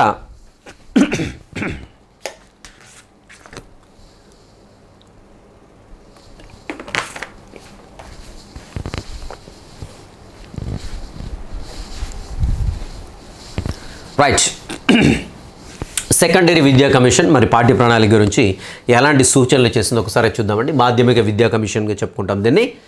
రైట్. అనుభవ సాకల్య సూత్రం. సో టోటాలిటీ ఆఫ్ ఎక్స్పీరియన్సెస్ అంటున్నాం. సో అనుభవ సాకల్య సూత్రం అంటే ఏంటి? సాంప్రదాయకంగా పాఠశాలలో బోధిస్తున్న పాఠ్య విషయాలే కాదు, పాఠశాలలో విద్యార్థి పొందే అనుభవాల్ని అందులో అంతర్గతం కావాలి. అండ్ తరగతి గది, ప్రయోగశాల, గ్రంథాలయం, ఆట మైదానం మొదలైన ద్వారా లభిస్తూ ఉంటాయి. సో ఇవన్నీ కూడా ఏంటండి అంటే రకరకాల పరిస్థితుల్లో విద్యార్థికి రకరకాల అభ్యసన సన్నివేశాలని లేకుంటే అభ్యసన అనుభవాల్ని కల్పించాలి అనేసి సెకండరీ విద్యా కమిషన్ చెప్పింది. ఆల్రెడీ మనము లాస్ట్ సెషన్లో డిస్కస్ చేసినాం. ఇక్కడ ఇంకో పదం కూడా వస్తుంది మనకి, ఆట మైదానం, గ్రంథాలయాలు, ప్రయోగశాలలు, కర్మాగారాల్లో కానీ కూడా లాస్ట్ సెషన్లో వచ్చింది మనకి. అంటే ఈవెన్ ఫ్యాక్టరీలో కూడా. So different kinds of experience అనేది కంపల్సరీ పిల్లవాడికి కల్పించేలాగా ఉండాలి. దీన్ని అనుభవ సాకల్య సూత్రం, టోటాలిటీ ఆఫ్ ఎక్స్పీరియన్సెస్గా చెప్పుకుంటూ ఉంటాం అన్నమాట. సో కొన్నేమో నియత పద్ధతులు ఉంటాయి. నియమ పద్ధతులు అంటే అండి, ఫర్ ఎగ్జాంపుల్ ఒక ప్రయోగం చేయించాలి, లేదంటే కృత్యం చేయించాలి. ఓకే, లేదంటే మనకి ఇక్కడ చూసినట్లయితే ఇంకా నియత పద్ధతులు అంటే పాఠశాల ప్రాంతంలో ఉండేటువంటి ఏవైతే కృత్యాలు అంటే వాటిని మొత్తం కూడా నియత పద్ధతులు కల్పించడం అంటాం అన్నమాట. లైక్ ఇప్పుడు ఒక డ్రాయింగ్ ఉన్నది. సో ఇలాంటివన్నీ కూడా నియత పద్ధతులు. అంతేకాకుండా మరికొన్ని అనియత పద్ధతులు లభిస్తూ ఉంటాయి. అనియత పద్ధతులు అంటే ఫర్ ఎగ్జాంపుల్ విద్యార్థిగా నేను చెప్పిన తర్వాత వాడు డైరెక్ట్గా వెళ్ళి వాడు లేకుండా వన్ ఫ్రెండ్స్ టు వెళ్ళి పాశ్చరైజేషన్ ఎక్కడ జరుగుతుంది, ఎలా జరుగుతుందని చూస్తూ ఉన్నాడు. లేదంటే ఒక డాక్టర్ దగ్గరికి వెళ్ళేసి దాని గురించి అంటే రకరకాల వ్యాధులు ఏంటి, వ్యాక్సిన్స్ ఏంటి, వీటి గురించి మాట్లాడడం జరిగింది. ఓకేనా. సో ఇంకా కాకుండా ఫర్ ఎగ్జాంపుల్ ఒక కిణ్వ ప్రక్రియ ఎలా జరుగుతుంది, ఒక వైన్ ఎలా తయారవుతుంది, ఒక బీర్ ఎలా తయారవుతుంది, సో అవి చూద్దాం అనుకుంటా అక్కడికి వెళ్ళాడు. బ్రెడ్లో బేకరీలో బ్రెడ్ ఏ విధంగా జరుగుతుంది. సో ఇవన్నీ కూడా ఏంటి అనియత అభ్యసనానుభవాలుగా చెప్పుకుంటూ ఉంటాను. అనియత అభ్యసనానుభవాలుగా చెప్పుకున్నాం. లేదంటే ఒక పవర్ లూమ్కి వెళ్ళాడు. సో పవర్ లూమ్ అంటే బట్టలు తయారు చేసేటువంటి ఉంటుంది కదా, మగ్గం ఉంటుంది. సో పవర్ తోటి నడుస్తుంది పవర్ లూమ్ అంట. సో అక్కడ ఏ విధంగా క్లాత్ అనేది మ్యానుఫ్యాక్చర్ అవుతుంది, సో దారాలు ఇలా కలుసుకుంటున్నాయి, ఎలా క్లాత్ తయారవుతుంది, లేదంటే ఒక గొర్రె నుండి ఉన్నిని ఎలా తయారు చేస్తున్నారు. సో ఇలాంటివన్నీ కూడా ఏమవుతుందంటే అనియత ఎక్స్పీరియన్స్ అయితే అనమాట. అనియత పద్ధతుల్లో మనకి ఏంటంటే అభ్యసన అనుభవాలు విద్యార్థులు కలుగుతూ ఉంటాయన్నమాట. ఓకే. అండ్ నెక్స్ట్ వచ్చేసి వైవిధ్యత లేదంటే సామ్యత సూత్రం అండి. వైవిధ్యత లేదంటే సామ్యత సూత్రం. ప్రతి వ్యక్తి వైవిధ్యమే కదా, ప్రతి వ్యక్తి కూడా వైవిధ్యం. సో డెఫినెట్గా విద్యార్థులు అంటేనే హెటరోజీనస్ అండి. హెటరోజీనస్ ఏంటంటే రకరకాల వైయక్తిక భేదాలు అన్ని ఆస్పెక్ట్స్లో ఉంటాయి. సో ఒక తెలివి కావచ్చు, ఒక హైట్ కావచ్చు, వెయిట్ కావచ్చు, మాట్లాడే విధానం కావచ్చు, ఆలోచించే విధానం కావచ్చు, వాడి ఐక్యూ కావచ్చు, అండ్ నెక్స్ట్ వచ్చేసి వాడి యొక్క సృజనాత్మకత కావచ్చు, వాడు భయపడే తీరు కావచ్చు, వాడు అర్థం చేసుకునేట్టు, ఇలా రకరకాల వైవిధ్యాలు కనపడుతుంటాయి మనకి. సో ఇలా వైవిధ్యత సామ్యత సూత్రం అంటున్నాం దీన్ని. వైవిధ్యత సామ్యత సూత్రం అంటే ఏంటంటే ఇక్కడ వైవిధ్యాల్ని దృష్టిలో పెట్టుకొని పాఠ్య ప్రణాళిక రూపొందించాలి. అంటే ఇది పాసిబుల్ అంటే పాసిబుల్ కాదు, చాలా కష్టం. కాబట్టి ఏంటంటే ఇక్కడ సామ్యతా సూత్రాన్ని కూడా ఫాలో కావాలి. సామ్యతా సూత్రం అంటే ఇంతమంది పిల్లలు ఉన్నప్పటికీ కూడా, ఇన్ని రకాల పిల్లలు ఉన్నప్పుడు కూడా వీరిలో కొన్ని సేమ్ ఉంటాయండి, కొన్ని లక్షణాలన్నీ సేమ్ ఉంటాయి. సో ఒక స్థాయి పిల్లలు తీసుకున్నాం, 8th క్లాస్ స్థాయి, ఒక 9th క్లాస్, ఒక 10th క్లాస్ స్థాయి పిల్లల్ని తీసుకున్నప్పుడు వీరిలో వైవిధ్యాలతో పాటు సారూప్యాలు కూడా ఉంటాయి. సారూప్యాలు అంటే ఈ పిల్లల్లో ఐక్యూ స్థాయి ఒక లెవెల్లో, సో యావరేజ్గా ఒక లెవెల్ తీసుకుంటాం. సో యావరేజ్గా ఉండేటువంటి ఐక్యూ లెవెల్ని బేస్ చేసుకొని మనం అక్కడ పాఠ్య ప్రణాళిక రూపొందించాలి. సో ఈ యొక్క యావరేజ్ని బేస్ చేసుకొని ఏంటంటే చేసినట్లయితే దాన్ని ఏమంటామంటే సారూప్యత సూత్రంగా లేదంటే సామ్యత సూత్రంగా చెప్పుకుంటూ ఉంటాం అన్నమాట. ఓకేనా. రైట్. ఇక విద్యార్థుల ఆశయాల, అభిరుచులు, సామర్థ్యాలు భిన్నంగా ఉంటాయి. వైయక్తిక భేదాలు దృష్టిలో ఉంచుకొని విద్యా ప్రణాళిక రచన ఉండాలని సూచించారు. ఏదండి దాన్ని సూచించింది సెకండరీ విద్యా కమిషన్ గమనించాలి. ఆసక్తి లేని అంశాలు బలవంతంగా రుద్దితే విద్యార్థి సమాజ అభివృద్ధి కుంటుపడుతూ ఉంటుంది. సో విద్యార్థులందరికీ కావాల్సిన ఒక విధమైన స్థూల జ్ఞాన క్షేత్రాలు, నైపుణ్యాలు కొన్ని ఉంటాయి. వీటిని కూడా విద్యా ప్రణాళిక అంటే ఇక్కడ చూడండి, విద్యార్థులందరికీ కావాల్సిన ఒకే విధమైనటువంటి జ్ఞానం కొన్ని ఉంటాయి. ఉదాహరణకి ఎడిషన్ చేయాలి, సబ్ట్రాక్షన్ చేయాలి. సో ఇలాంటివి కంపల్సరీ అందరికీ అవసరం అవుతుంటాయి. లేకుంటే ఒక వెయిట్స్ కొలవాల్సి ఉంటుంది, లేదంటే ఒక లెంత్ కొలవాల్సి ఉంటుంది. ఇవన్నీ కూడా విద్యార్థులకు అవసరమయ్యాయి. ఇక్కడ వైయక్తిక భేదాలు బేస్ చేసుకున్నాం అనుకోండి, బేసిక్ స్కిల్స్ అనేవి విద్యార్థులు ఇంప్రూవ్ కావు. కాబట్టి ఏంటంటే ఇక్కడ పాఠ్య ప్రణాళిక రూపొందించేప్పుడు కంపల్సరీ కూడా వైవిధ్య సూత్రాన్ని ఫాలో కావాలి. అదేవిధంగా సారూప్యత సూత్రాన్ని కూడా ఫాలో కావాలి, లేదంటే సామ్యత సూత్రం అని కూడా ఉంటుంది దాన్ని. ఓకేనా. సో ఇవి ఫాలో కావాలనేసి చెప్తుంది సెకండరీ విద్యా కమిషన్ చెప్తుంది. నెక్స్ట్ వచ్చేసి సామాజిక జీవితంతో సంబంధ సూత్రం. సామాజిక జీవితంతో సంబంధ సూత్రం. సో మనకు తెలిసిందే డెఫినెట్గా సమాజానికి కావాల్సిన లక్ష్యాల అవసరాలకు అనుగుణంగా విద్యా ప్రణాళిక యొక్క కార్యక్రమాలు ఉండనేసి మనకి ఈ యొక్క సెకండరీ విద్యా కమిషన్ చెప్తూ ఉందండి, గమనించండి. రైట్. నెక్స్ట్ చూద్దాం. ఇక్కడ చూడండి, ఇక్కడ క్వశ్చన్ ఎలా అడగడానికి ఛాన్స్ ఉందంటే క్రింది వాటిలో సెకండరీ విద్యా కమిషన్ పాఠ్య ప్రణాళికలో సూచించని విషయాన్ని వేరు చేయండి అంటాడు. సో కంపల్సరీ సూత్రాలు ఏవైతే ఉన్నాయో, వేటి సూత్రాలు, ఈ సూత్రాలు పాఠ్య ప్రణాళిక రూపొందించే సూత్రాలు ఏవైతే ఉన్నాయో ఈ సూత్రాల యొక్క హెడ్డింగ్స్ అయితే 100% గుర్తుపెట్టుకోండి, 100% గుర్తుపెట్టుకోవాల్సిందే. ఓకేనా. నెక్స్ట్ విరామకాల వినియోగ శిక్షణ సూత్రం. ఇది ఇంతకుముందు రాలేదు మనకి. ఏంటి, నేషనల్ పాలసీ అండ్ ఎడ్యుకేషన్ 1986 చెప్పింది కదా. సో అక్కడ మనం కొన్ని సూత్రాలని అనుసరించేసి పాఠ్య ప్రణాళిక రూపొందించాలని చెప్పింది. సో ఇక్కడ ఇది సెకండరీ విద్యా కమిషన్. అక్కడ మనకి విరామకాల సద్వినియోగం గురించి మాట్లాడలేదు. సో విరామకాల సద్వినియోగ సూత్రం ఏంటంటే మనకి ఈ యొక్క సెకండరీ విద్యా కమిషన్ ఇచ్చింది, గమనించాలి. సో పనిని విరామాన్ని సమన్వయపరుస్తూ సద్వినియోగం చేసుకునేలా మనకి విద్యా ప్రణాళిక ఉండాలి. సో కాబట్టి ఇలా విరామకాలంలో ఫర్ ఎగ్జాంపుల్ ఒకటికి డాలర్స్ కలెక్షన్ ఇష్టం, లేదంటే రకరకాల కరెన్సీ కలెక్ట్ చేయడం, రకరకాల గవ్వల్ని కలెక్ట్ చేయడం ఇష్టం, లేదంటే రకరకాల ఆకులు తీసుకొచ్చి ఎండబెట్టేసి దాన్ని హెయిర్బేరియం తయారు చేయడం ఇంట్రెస్ట్. సో ఇలా ఆ యొక్క హాబీని డెవలప్ చేయడానికి ఛాన్స్ ఉందండి. సో ఇలా విరామకాల సద్వినియోగానికి సో పాఠ్య ప్రణాళిక అనుసంధానంగా ఉన్నట్లయితే సో పిల్లల్లో అభిరుచులు అలవాట్లు పెంపొందించబడుతూ ఉంటాయన్నమాట. సో శాస్త్రం పట్ల పిల్లలకు మక్కువ కూడా ఏర్పడడానికి అయితే ఛాన్స్ ఉంటుంది. అదేవిధంగా వాడు ఎంజాయ్ చేస్తూ ఉంటాడు, పిల్లలు ఎంజాయ్ చేస్తూ ఉంటాడు. సాంఘిక కళాత్మకత, క్రీడలు, శాస్త్ర విషయాలు వారికి ఆహ్లాదకరంగా రూపొందించబడటం పాటు అభిరుచుల అలవాట్లను పెంపొందించబడుతూ ఉంటాయన్నమాట. రైట్, విషయాల అంతఃసంబంధాల సూత్రం. సో ఇక్కడ మనం ఆల్రెడీ చెప్పుకున్నాం, సహసంబంధ సూత్రం అనుకున్నాం కదా, ఫస్ట్ నుండి చెప్పుకుంటూ వస్తున్నాం. దాన్ని ఏమన్నారంటే ఇక్కడ సెకండరీ విద్యా కమిషన్ వాళ్ళు విషయాల అంతఃసంబంధ సూత్రాలుగా చెప్తున్నాను. అంతఃసంబంధ సూత్రాలు వివిధ విషయాల మధ్య సమన్వయాన్ని అందించే విధంగా రూపకల్పన చేయబడాలి. సో ప్రజాస్వామ్య విలువలకు, జాతీయ లక్ష్యాలకు, విద్యార్థుల అవసరాలకు తగిన సమన్వయం చేయబడాలి. సో విషయాలను నిత్య జీవితంలో సమ్మిళితం చేసే విధంగా ఉండాలన్నమాట. సో అనేక రకాల సబ్జెక్టుల మధ్య సంబంధం ఉండాలి. సో అనేక రకాల సంబంధాలు కూడా అనేక రకాల సబ్జెక్టులు అని అంటారు ఇక్కడ. సో విషయాల అంత సంబంధం, ఇంటిగ్రేషన్ అండ్ కోరిలేషన్ అంటున్నాను. సో ఈవెన్ సమాజంతో కూడా సంబంధాన్ని ఏర్పరచుకునే రకంగా పాఠ్య ప్రణాళిక అనేది రూపొందించబడాల్సి ఉంటుందన్నమాట. ఉదాహరణకు మన యొక్క పాఠ్య ప్రణాళికను సిలబసే తీసుకోండి. సిలబస్లో కరోనా గురించి ఒకటి పెట్టాం, కరోనా గురించి ఒక లెసన్ ఇంక్లూడ్ చేసాం. లెసన్ ఇంక్లూడ్ చేసినప్పుడు ఈ కరోనాకు సంబంధించినటువంటి శాస్త్రీయ సమాచారం ఏదైతుందో రేపటి నాడు వాడు సమాజంలోకి పోయిన తర్వాత, అంటే ఈరోజు లెసన్ చెప్పాను నేను. సో వెళ్ళేసి అక్కడ సమాజంలో ఏంటి, ఇక్కడ వన్ చుట్టూ ఉండేటువంటి కమ్యూనిటీలో కరోనా ఇది వైరస్ వల్ల వస్తుంది, ఎందుకు రాదు, ఎలాంటి జాగ్రత్తలు పాటించాలి, ఎందుకు మనం భయపడకుండా ఎలా ఉండాలి, ఒకవేళ కరోనా సోకినట్లయితే ఎలాంటి మెడిసిన్ వాడాలి, ఎలాంటి జాగ్రత్తలు తీసుకోవాలి, ఇంకొకరు రాకుండా. సో ఇలాంటి విషయాలన్నీ చెప్పామనుకోండి, అక్కడ మనకేమవుతుంది, ఈ పాఠ్య ప్రణాళికలో ఉండేటువంటి సిలబస్ అనేది కొంత భాగం అండి. సిలబస్ అనేది పాఠ్య ప్రణాళిక కొంత భాగం మాత్రమే, ఒక అంశం మాత్రమే. సో ఇది పాఠ్య ప్రణాళిక అన్నట్టు కదా, అంశం ఏంటి, మనకు సమాజంతో లింక్ అయిపోయింది. ఓకేనా. సో ఇలా కేవలం సమాజం అనే కాదు, ఇతర శాస్త్రాలతో, గణితంతో కనెక్షన్ కలిగి ఉండాలి, సోషల్ తోటి కలిగి ఉండాలి, నెక్స్ట్ ఇంకా అదర్ సబ్జెక్ట్ లాంగ్వేజ్ తోటి కలిగి ఉండాలి. ఇవన్నీ కూడా సహసంబంధాన్ని కలిగి ఉండాల్సి ఉంటుందన్నమాట. రైట్, నెక్స్ట్ ఇది వచ్చేసి ఇవన్నీ కూడా ఏంటి, సెకండరీ విద్యా కమిషన్ 5 అంశాలు చెప్పింది. 5 అంశాలు గుర్తుపెట్టుకోండి. 5 అంశాలు అయితే 5 అంశాల హెడ్డింగ్స్ డెఫినెట్గా గుర్తుపెట్టుకోండి, వెరీ వెరీ ఇంపార్టెంట్. రైట్, పాఠ్య ప్రణాళికను అభివృద్ధి పరచడానికి కొఠారి కమిషన్ ఎలాంటి సూచనలు ఇచ్చింది. కొఠారి కమిషన్ మనకు తెలిసిందే, దౌలత్ సింగ్ కొఠారి 1964 to 66. రైట్, పాఠ్య ప్రణాళికను పరిశోధన చేసి అభివృద్ధి పరచాలి. విశ్వవిద్యాలయాలు, పాఠశాలలు, విద్యా కళాశాలలు, SCERT కలిసి ప్రణాళికను అభివృద్ధి పరచాలి. సో ఇక్కడ గుర్తుపెట్టుకోండి, కొఠారి కమిషన్ ప్రకారం పాఠ్య ప్రణాళికను క్రింది వాటిలో ఎవరు అభివృద్ధి పరచాలి అంటాడు. ఎవరు అభివృద్ధి పరచాలంట, ఎవరెవరండి ఇక్కడ, విశ్వవిద్యాలయాలున్నాయి, దీంట్లో పాఠశాలలున్నాయి, విద్యా కళాశాలలున్నాయి, అదేవిధంగా SCERTతో కలిసి SCERT. సో ఇవన్నీ కూడా కలిసి నలుగురున్నారు ఇక్కడ, నలుగురు. ఓకేనా. పాఠ్య ప్రణాళికను పరిశోధన చేసి అభివృద్ధి పరచాలంటుంది. పరిశోధన చేసి అభివృద్ధి పరచాలి. ఇక్కడ నలుగురు కలిసి మనకేంటంటే ఇక్కడ ఈ యొక్క పాఠ్య ప్రణాళిక రూపం ఎవరు అని చూసినట్టయితే విశ్వవిద్యాలయాలు, పాఠశాలలు, విద్యా కళాశాలలు, అదేవిధంగా SCERT, ఈ నలుగురు కలిసి ఏంటంటే మనకి పాఠ్య ప్రణాళిక రూపొందించాలనేసి మనకి ఎవరు చెప్తున్నారో అని చూసినట్టయితే కొఠారి కమిషన్ చెప్తూ ఉంది. అండ్ పాఠ్య ప్రణాళికను పునశ్చరణ చేస్తూ ఉండాలి. ఎప్పటికప్పుడు తరచుగా దాన్ని ఏంటంటే మనం చెక్ చేస్తూ ఉండాలి. అండ్ విస్తృత పరిధిలో పాఠ్యపుస్తకాలు, బోధన అభ్యసన విషయాలు తయారు చేయాల్సి ఉంటుంది. సో కాబట్టి ఏంటంటే మనకు అల్టిమేట్గా పొందుపరచకూడదు మనకు క్లారిటీ అనేది వస్తుంది.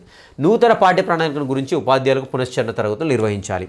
సో ఎప్పుడైతే మనకు పాఠ్య ప్రణాళిక మార్చబడిందో కంపల్సరీ ఉపాధ్యాయులకు అవగాహన అనేది కల్పించాల్సి ఉంటుందన్నమాట. అండ్ నెక్స్ట్, పాఠశాలలు సొంతంగా ప్రణాళికలు రూపొందించడానికి అవకాశం కల్పించాలి. సో మనకు already national policy and education ఉన్నది కదా, NPE. సో NPE ఏం చెప్పిందండి, 1986 ఏం చెప్పింది, 80% వచ్చేసి కోర్ కరికులం ఉండాలి, 20% వచ్చేసి స్థానిక అవసరాలకు అనుగుణంగా 20% ఉండాలని చెప్పింది కదా. సో అదే పాయింట్ ఇక్కడ పాఠశాలలు సొంతంగా పాఠ్య ప్రణాళికను రూపొందించడం అవకాశాలు కల్పించాలంటే అక్కడ సొంతంగా అంటే స్థానికంగా ఏం వనరులు అందుబాటులో ఉన్నాయి, పిల్లలు ఎలా ఉన్నారు, వాళ్ళ యొక్క స్థాయి ఎలా ఉన్నది, దీన్ని బేస్ చేసుకొని ఆ 20% ఏదైతుందో వాళ్ళే పాఠశాలలు సొంతంగా రూపొందించే విధంగా ఇవ్వాలని చెప్తుంది. ఇంపార్టెంట్ పాయింట్ కొఠారి కమిషన్ చెప్పింది. ఓకేనా. ఉన్నత స్థాయిలో పాఠ్య ప్రణాళిక ఏదైతుందో రాష్ట్ర స్థాయిలో రూపొందించి క్రమేణా అన్ని పాఠశాలకు వర్తించాలి. సో ఇక్కడ ఉన్నత స్థాయిలో అంటే ఏంటి, 11th కావచ్చు, 12th కావచ్చు, అదేవిధంగా డిగ్రీ కావచ్చు. ఇక్కడ ఉన్నత స్థాయిలో చూసినట్టయితే డెఫినెట్గా రాష్ట్ర స్థాయిలో రూపొందించబడాలి. రాష్ట్ర స్థాయిలో అంటే ఎస్సీఆర్టీ వాళ్ళు రూపొందించేసి నెమ్మదిగా అన్ని సంస్థలకైతే మనకి పాఠశాలకు వర్తింపజేయాలి. సో అన్ని పాఠశాలకు అనేది పాఠశాలలు అంటే సో ఉన్నత స్థాయి అంటే ఉన్నత మాధ్యమిక స్థాయి అయినప్పుడు ఏమవుతుందంటే 9th, 10th, 11th, 12th వస్తూ ఉంటాయన్నమాట. సో ఇలా మనకి అన్ని పాఠశాలలు అంటే హై వెళ్ళే కొద్దీ అంటే ఈ యొక్క స్థాయిని పెరిగే కొద్దీ ఏంటంటే పాఠ్య ప్రణాళిక అనేది స్థానికంగా రూపొందించబడకూడదు. సో కంపల్సరీ స్టేట్ లెవెల్లో రూపొందించి అవి మిగిలినటువంటి విద్యా సంస్థలకు పంపిణీ చేయాలని చెప్తున్నాను. ఉపాధ్యాయ సంఘాలు ఏర్పడి ప్రణాళిక నవీకరణలో కృషి చేయాలి. ఉపాధ్యాయ సంఘాలు ఇక్కడ ఏర్పడిన తర్వాత ఏంటంటే మనకి పాఠ్య ప్రణాళికని ఎలాంటి కొత్త అంశాలను చేర్చాలనేటువంటి దానిపైన డిస్కషన్ పెట్టాల్సి ఉంటుందన్నమాట. రైట్. ఇక్కడ పాఠ్య ప్రణాళిక రూపొందించేటప్పుడు ఎలాంటి పద్ధతులు ఫాలో కావాల్సి ఉంటుంది, ఎలాంటి ఉపగమాలు, సో ఏ రకంగా రూపొందిస్తే బాగుంటుంది పాఠ్య ప్రణాళిక, ఏ రకమైనటువంటి అంశాలను మనం ఫాలో కావాలి అనేది చూద్దాం ఇక్కడ. రైట్. ఇక్కడ డిఫరెంట్ అప్రోచెస్ ఉన్నాయండి. ఇంపార్టెంట్ అండి, గుర్తుపెట్టుకోండి, చాలా ఇంపార్టెంట్. పాఠ్య ప్రణాళికను రూపొందించేటప్పుడు ఫాలో అయ్యేటువంటి ఉపగమాలు లేదంటే ఫాలో అయ్యేటువంటి పద్ధతులు ఏవైతే ఉన్నాయో వెరీ ఇంపార్టెంట్. ఓకేనా. రైట్. చూద్దాం. విద్యావేత్తలు వ్యవస్థీకరణ విధానం సూచించారు. సో అవేంటైనా చూద్దాం, ఒక్కొక్కటిగా చూద్దాం. ఫస్ట్ వచ్చేసి లాజికల్ ఆర్డర్, తార్కిక క్రమంలో. సింపుల్గా నేను బ్రీఫ్గా చెప్పేస్తానండి, బ్రీఫ్గా చెప్పి తర్వాత ఎక్స్ప్లెయిన్ చేస్తాను. ఒక విషయం గురించి ఫర్ ఎగ్జాంపుల్ పాఠ్య ప్రణాళికలో పొందుపరచాలి. ఉదాహరణకు ఒక సిలబస్ అనేది తీసుకుందాం. సిలబస్లో తీసుకున్నప్పుడు ఒక విషయాన్ని ఎలా పొందుపరిస్తే విద్యార్థులకు చాలా సులభంగా అర్థమవుతుంది. ఓకేనా. ఎలా పొందుపరిస్తే విద్యార్థులకు సులభంగా అర్థమవుతుంది, ఎలా పొందుపరిస్తే మనం విద్యార్థులు అనుకున్న సామర్థ్యాలను డెవలప్ చేయొచ్చు, ఎలా పొందుపరిస్తే విద్యార్థుల యొక్క విద్యా లక్ష్యాలను సాధించడానికి అనుకూలంగా ఉండొచ్చు. ఒక లాజికల్ మేనర్లో ఆ యొక్క దాన్ని పాఠ్య ప్రణాళిక అమర్చామనుకోండి, దాన్ని ఏమంటామంటే తార్కిక క్రమం అంటాం. తార్కిక క్రమం అంటాం, క్రమంగా చెప్తాం. ఉదాహరణకు కొన్ని విషయాలున్నాయి. కణము లేదంటే జంతువుల గురించి ఉందండి. జంతువుల గురించి విద్యార్థులకి చెప్పాలి. ఇప్పుడు నేను చెప్పాలన్నప్పుడు సిలబస్ని ఎలా అమర్చాలి, ఎలా అంటే ఈ సిలబస్ని ఎలా పొందుపరచాలి అని చూసినట్టయితే ఫస్ట్ విద్యార్థికి తెలిసిన జంతువులు ఏంటి, వాళ్ళ ఇంటి దగ్గర కోడినో, కుక్కనో, ఆవునో, గేదెనో చూస్తూ ఉంటాడు. సో వాటిని ఫస్ట్ సిలబస్లో పొందుపరచాల్సి ఉంటుంది. పాఠ్య ప్రణాళిక లేదా పాఠ్య ప్రణాళిక భాగంగా సిలబస్ అనుకుందాం. సో దాన్ని ఫస్ట్ పొందుపరచాలి. తర్వాత ఏంటి, తెలిసిన అంశాల నుండి తెలియని అంశాలకు వెళ్ళిపోవాలి. నెక్స్ట్ ఫర్ ఎగ్జాంపుల్ ఇప్పుడు మన దగ్గర మన తెలంగాణ కావచ్చు, ఏపీ కావచ్చు, ఇక్కడ చూసినట్లయితే ఒంటేలు కనిపించాం మన కదా, ఒంటేలు అనేవి కనిపించాం, కంగారులు కనిపించాం. సో ఇప్పుడు తెలిసిన జంతువుల గురించి చెప్పేస్తాం. చెప్పిన తర్వాత ఒక కంచెర గాడిద గురించి పరిచయం చేయాలి వానికి. కంచెర గాడిద వానికి తెలియని విషయం. సో ఇప్పుడు గాడిద గురించి వానికి ఆల్రెడీ తెలుసు. సో ఇప్పుడు ఏంటి, గాడిద గురించి చెప్పిన తర్వాత కంచెర గాడిదని చెప్పాలి. కంచెర గాడిదని చెప్పిన తర్వాత నెక్స్ట్ దీన్ని పోలి ఉండేటువంటి ఇతర జంతువులు అయినటువంటి ఒక జీబ్రా గురించో లేదంటే ఒక ఒంటె గురించో ఇలా చెప్పుకుంటూ వెళ్ళామనుకోండి, ఇది ఒక లాజికల్ ఆర్డర్లో ఉందని చెప్పుకుంటాం. అంటే ఇక్కడ తెలిసిన విషయాల నుండి తెలియని విషయాలు, కేవలం మరి తెలిసిన విషయాల నుండి తెలియని విషయాలకు అన్నిటికీ అప్లై అవుతుందంటే కొన్ని కాకపోవచ్చు. అప్పుడు కూడా మనం లాజికల్ ఆర్డర్లో అరేంజ్ చేసుకోవచ్చు. తెలియని విషయాల నుండి తెలిసిన విషయాలకు కూడా నెమ్మదిగా, సో విద్యార్థికి అర్థమయ్యేటట్టు ఉండాలి. తెలిసిన విషయాలు తెలియని విషయాలకు వెళ్తున్నావా, తెలియని విషయాల నుండి తెలిసిన విషయాలకు వెళ్తావు. ఎలా వెళ్ళినా ఎలా పొందుపరిచినా కానీ విద్యార్థికి అర్థమయ్యేటట్టుగా విద్యా లక్ష్యాలను సాధించే దిశగా ఉన్నట్లయితే దాన్ని లాజికల్ ఆర్డర్గా చెప్పుకుంటాం. ఉదాహరణకి ఇప్పుడు జన్యు గురించి చెప్పాలండి. సో నువ్వు జన్యుని పట్టుకొచ్చి చూపించేసి ఇది జన్యువు ఇలా ఉంటుంది అనేసి చెప్పగలుగుతామా? చెప్పలేం. సో ఇప్పుడు ఇక్కడ తెలియని విషయం ఇది ఏంటంటే జన్యు అనేది తెలియదు విద్యార్థి. సో జన్యు గురించి ఎలా అందజేస్తావు, జన్యు గురించి కాన్సెప్ట్ని ఎలా విద్యార్థికి ఇన్కల్కేట్ చేయాలి అనేటువంటి అంశాలని ఎలా పొందుపరిస్తే బాగుంటుంది, అనే దాన్ని కూడా ఒక పర్టికులర్ లాజికల్ ఆర్డర్ అనేది తయారు చేసుకుంటూ ఉండాలి. సో ఫస్ట్ కేంద్రకం. సో కేంద్రకంలో డిఎన్ఏ. సో డిఎన్ఏలో ఒక ప్రమాణమైన భాగం జన్యు. సో కణం అంటే ఏంటి, జంతువులు దేని చేత ఏర్పడతాయి, ఇలా చూడండి ఒక లాజికల్ ఆర్డర్లో వెళ్ళిపోతూ ఉంటుందన్నమాట.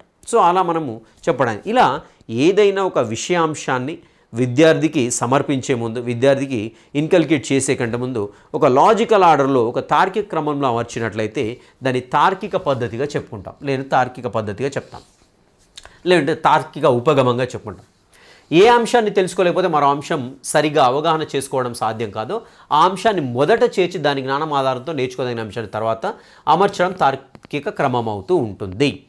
సో ఈ అంశం తెలుసుకోలేదంటే విద్యార్థి ఇంకో అంశాన్ని నేర్చుకోలేరు అన్నప్పుడు దీని ముందు దాని తర్వాత ఇలా పెట్టినట్లయితే దీన్ని ఏమంటామంటే తార్కిక క్రమంగా చెప్పుకుంటూ ఉంటాం అన్నమాట. విషయాలను ఏ క్రమ పద్ధతిలో అమర్చినప్పటికీ, గుర్తుపెట్టుకోండి ఇక్కడ విషయాలని ఏ క్రమ పద్ధతిలో అమర్చినప్పటికీ అన్నాడు ఇక్కడ. సో మూర్తం నుంచి అమూర్తం కావచ్చు, అమూర్తం నుంచి మూర్తం కావచ్చు. తార్కికం అంటే కేవలం తెలిసిన విషయాలు తెలియని విషయాలకని కాదండి.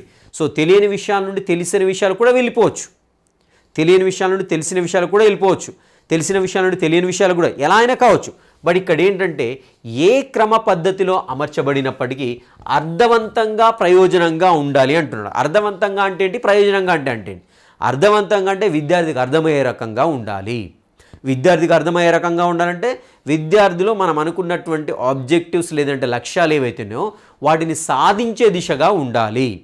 అండ్ అదేవిధంగా విద్యార్థికి ఉపయోగకరంగా ఉండాలి. ఇలా ఆ యొక్క పాఠ్య ప్రణాళిక అమర్చినట్లయితే దాన్ని తార్కిక ఉపగమంగా చెప్పుకుంటూ ఉంటాం అన్నమాట. ఓకేనా? రైట్. విషయాల్లోని కాఠిన్యాన్ని విద్యార్థుల స్థాయిని దృష్టిలో ఉంచుకొని హేతుబద్ధంగా పాఠ్య ప్రణాళిక వ్యవస్థ కూడా తార్కిక క్రమం అవుతూ ఉంటుందన్నమాట. ఇక్కడ అభ్యసన నియమాల ఆధారంగా చెప్పుకున్నటువంటి తార్కిక క్రమం అంటే ఏంటి? అభ్యసన నియమాల ప్రకారం అనేది అభ్యసన నియమాల ప్రకారం. సో మనకు ఆల్రెడీ తెలుసు కదా, రకరకాల లెర్నింగ్ థియరీస్ అనేవి ఇంట్రడ్యూస్ చేశారు. వాటి ప్రకారం చూసినట్లయితే తార్కికమైన సరళం నుండి సంక్లిష్టకు, తెలిసిన విషయాల నుండి తెలియని విషయాలకు, మూర్త విషయాల నుండి అమూర్త విషయాలకు చెప్పడం. సో అంతేకాకుండా తెలియని విషయాల నుండి తెలిసిన విషయాలకు, అమూర్త విషయాల నుండి మూర్త విషయాలకు బోధించడం కూడా తార్కిక పద్ధతి. గమనించాలి ఇక్కడ తార్కికం అంటే కేవలం ఇవి మాత్రమే కాదు, అవి రివర్స్ కూడా తార్కిక పద్ధతి. గమనించాలి. క్వశ్చన్ అడిగితే ఇక్కడ నుండి ఒకటి ఈ మూడు ఇస్తాడండి.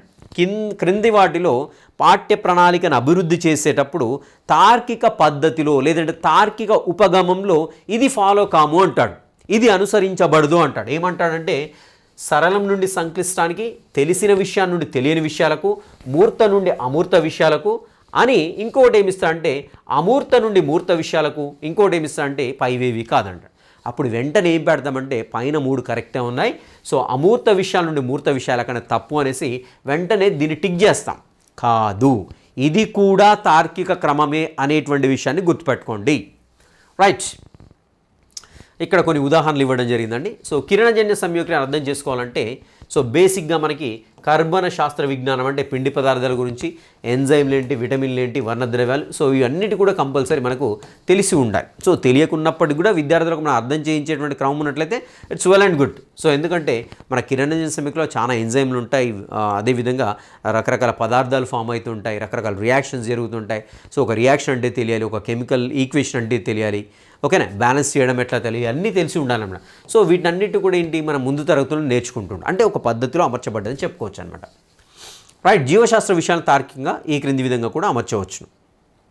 రైట్. సో మరొకటి చూద్దామండి. మరొకటి దీంట్లో చూసినట్లయితే ఈ తార్కిక ఉపగమంలో చూసినట్లయితే రకరకాలు ఉన్నాయండి. దీంట్లో స్వరూప నిర్మాణ ఉపగమం. సో జీవశాస్త్ర పాఠ్య ప్రణాళిక రూపొందించేటప్పుడు తార్కిక ఉపగమంలో అమర్చాలా లేదా సో అనేది తెలుసుకోవడానికి మళ్ళీ దీంట్లో మనకి కొన్ని కనపడుతున్నాయి. స్వరూప నిర్మాణ ఉపగమం అంటే ఏంటంటే ఫస్ట్ జీవుల యొక్క బాహ్య అంతర్గత స్వరూప లక్షణాల ఆధారంగా అమర్చడం. ఓకేనా? సో జీవుల యొక్క బాహ్య మరియు అంతర్గత స్వరూప లక్షణాలు ఫస్ట్ ఏం చేస్తాం మనము, మానవుడు ఏంటి, మానవుడికి ఫస్ట్ స్టార్టింగ్లో ఇనిషియల్ స్టేజ్లో పిల్లవాడిని నేర్పించేటప్పుడు జ్ఞానేంద్రియాలు అంటాం, కళ్ళు, ముక్కు, నాలుక, చెవులు అని చెప్తాం, అంతే, ఇంతవరకు. ఇంకా ఓకేనా? కేవలం దేని గురించి మాట్లాడుతున్నాం మనం, బాహ్య లక్షణాల గురించి మాట్లాడదాం. వేరాజ్ ఇదే వచ్చేసి 9th క్లాస్లోకి వచ్చేసి ఈ కన్ను ఏంటి, కన్ను యొక్క అంతర్నిర్మాణం ఏంటి, ఏ విధంగా పనిచేస్తుంది, సో ఎలా మనకు ఈ యొక్క దృష్టి జ్ఞానం అనేది మెదడుకు సమాచారాన్ని తీసుకెళ్తుంది, ఇలాంటివన్నీ కూడా నేర్పించడం. అంటే ఇక్కడ ఫస్ట్ బాహ్య, తర్వాత అంతర్గత స్వరూప లక్షణాల ఆధారంగా మనం ఇక్కడ సిలబస్ అనేది డిజైన్ చేయబడింది కదా. సో దీన్ని ఏమంటామంటే స్వరూప నిర్మాణ ఉపగమంగా చెప్పుకుంటూ ఉంటాం. నెక్స్ట్ వచ్చేసి క్రియాత్మక ఉపగమం. క్రియాత్మక ఉపగమం అంటే ఏంటి అని చూసినట్లయితే అవయవాలు నెరవేర్చే జీవన వ్యాపారాలు, సో లైఫ్ ప్రాసెస్ అంటాం, జీవక్రియలు ఆధారంగా అమర్చడం. సో అవయవాలు నెరవేర్చేటువంటి జీవక్రియల ఆధారంగా అమర్చడం. సో ఇక్కడ అవయవాలు నెరవేర్చే జీవన వ్యాపారాలు అంటే ఏంటి, ఫర్ ఎగ్జాంపుల్ ఇంతకుముందు చెప్పుకున్నది మనం ఏంటి ఇంతకుముందు చెప్పుకున్నాం కదా, లైక్ ఒక జీర్ణ వ్యవస్థ గురించి జీర్ణ వ్యవస్థ గురించి మాట్లాడంటే ఫస్ట్ ప్రైమరీ స్టేజ్ ఏం చేస్తామండి, ఆహారం అంటే ఏంటి, దాంట్లో ఉండే అంశాలు ఏంటి అంతవరకు. సో అక్కడ కట్ అయిపోతుంది.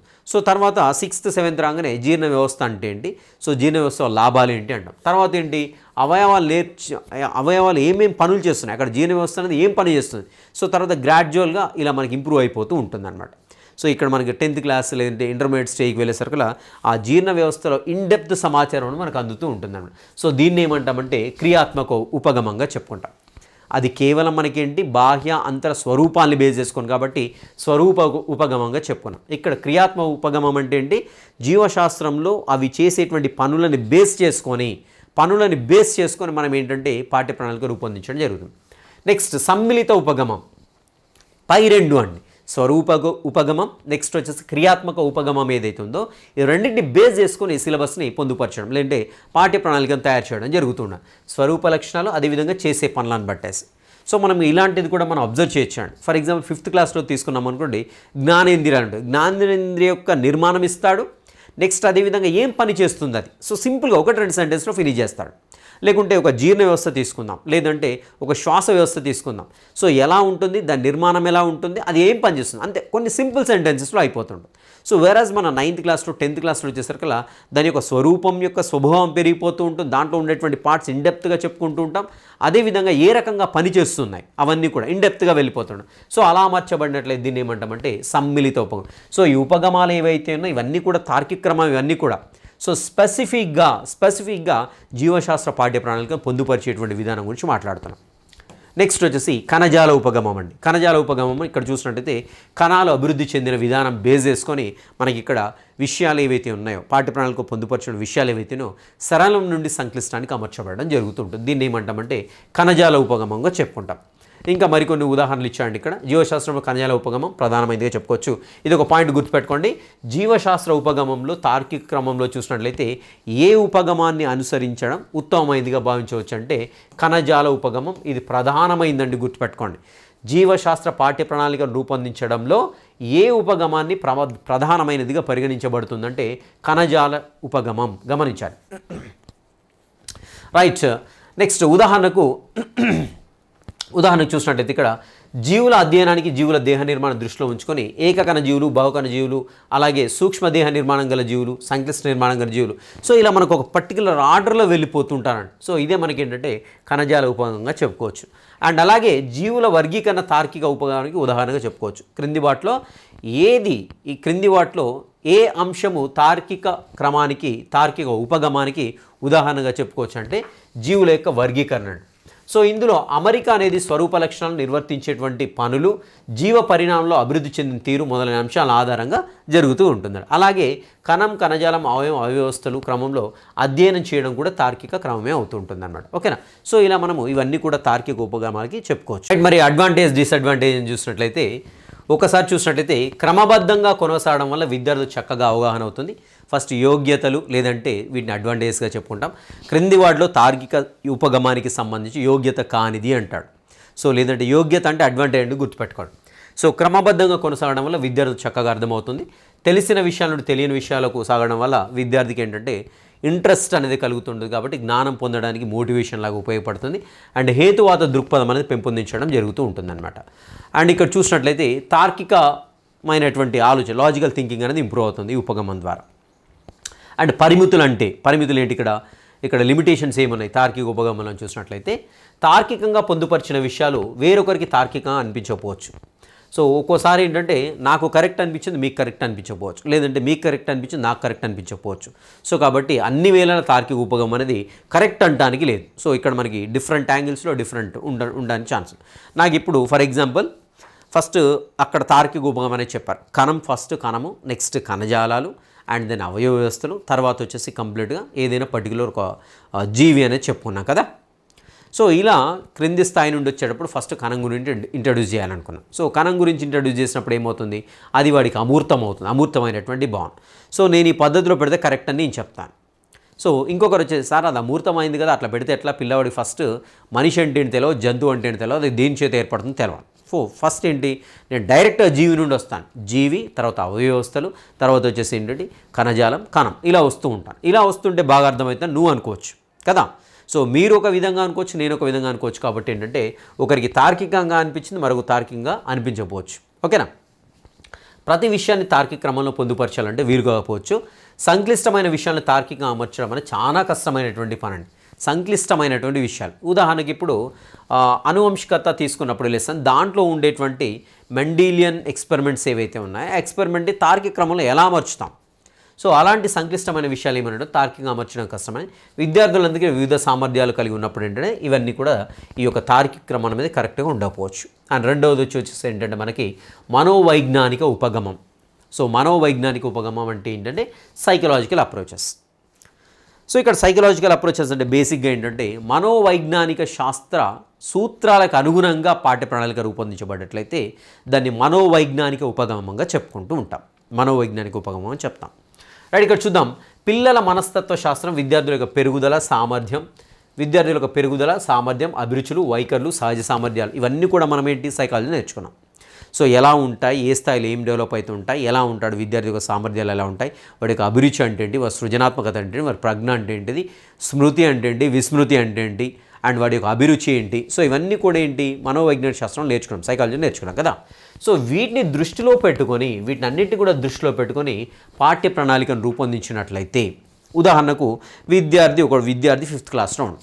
వాని ప్రజ్ఞ ఎంత ఉంటుంది, వాని యొక్క సామర్థ్యం ఏంటి, వాని యొక్క అభిరుచి ఏంటి, సో వాడు ఎటువైపు ఇంట్రెస్ట్ చూస్తున్నాడు, వాడి మెమరీ పవర్ ఎంత ఉంటుంది. సో ఇవన్నిటిని బేస్ చేసుకొని ఆ 5th క్లాస్ స్థాయిలో ఎలాంటి పాఠ్యాంశాలని పొందుపరిస్తే బాగుంటుంది అనే దాన్ని బేస్ చేసుకొని ఆ పాఠ్య ప్రణాళిక రూపొందించబడ్డట్లయితే దాన్ని మనోవైజ్ఞానిక శాస్త్రం ఆధారంగా ఈ పాఠ్య ప్రణాళిక అనేది అభివృద్ధి చేయబడ్డదిగా చెప్తూ ఉంటాం అన్నమాట. రైట్, సో ఇక్కడ వైయక్తిక భేదాలు అత్యంత సహజంగా ఉంటాయనే విషయం మనకు తెలిసిందే. బాలబాలికలు వివిధ రకాలైన శక్తి సామర్థ్యాలు, అభిరుచులు, భావోద్వేగాలు, తెలివితేటలకు అనుగుణంగా విషయ వ్యవస్థీకరణ జరిగితే దాన్ని మనోవైజ్ఞానిక ఉపంగా చెప్పండి. ఇప్పుడు చెప్పుకున్న పాయింట్ అదే అండి. రైట్, ఇక్కడ అందరికీ ఒకే రకమైన కఠినమైన ప్రణాళిక కాకుండా విద్యార్థి కేంద్రకంగా ఉండి అవసరమైన చోట విద్యార్థి కోసం ప్రణాళిక పరిధి దాటేటువంటి అవకాశం కూడా ఉండడానికి ఛాన్స్ ఉంది. ఓకేనా. రైట్, ఇక్కడ ప్రణాళిక ఒకే విధంగా మార్పుకు అవకాశం లేనట్లయితే విద్యార్థిలోని చైతన్యం సృజనాత్మక దెబ్బతింటుందని రైబర్న్ అనేటువంటి విద్యావేత్త తెలియజేయడం జరిగింది. Important point. ఎక్కడైతే సైంటిస్టులు వస్తారో, ఎక్కడైతే కమిటీలు కమిషన్లు వస్తారో, ఎక్కడైతే ఒక స్పెషల్ పాయింట్ కనపడుతుందో ఖచ్చితంగా ఇంపార్టెంట్గా భావించండి. ప్రణాళిక ఒకే విధంగా మార్పుకు అవకాశం లేనట్లయితే విద్యార్థులు ఏమేమి పోతాయని చూసినట్లయితే చైతన్యం అదేవిధంగా సృజనాత్మక దెబ్బతింటుందనేసి రైబర్న్ అనేటువంటి విద్యావేత్త చెప్పడం జరిగింది. ఇంపార్టెంట్ పాయింట్ గమనించండి. అండ్ విద్యార్థుల్లోని వైవిధ్యాలకు తగిన విధంగా ప్రేరణ సంసిద్ధత వ్యక్తపరిచేటువంటి విధంగా ప్రణాళిక ఉండాలనేసి మాధ్యమిక విద్యా కమిషన్ వారు సూచించడం జరిగింది.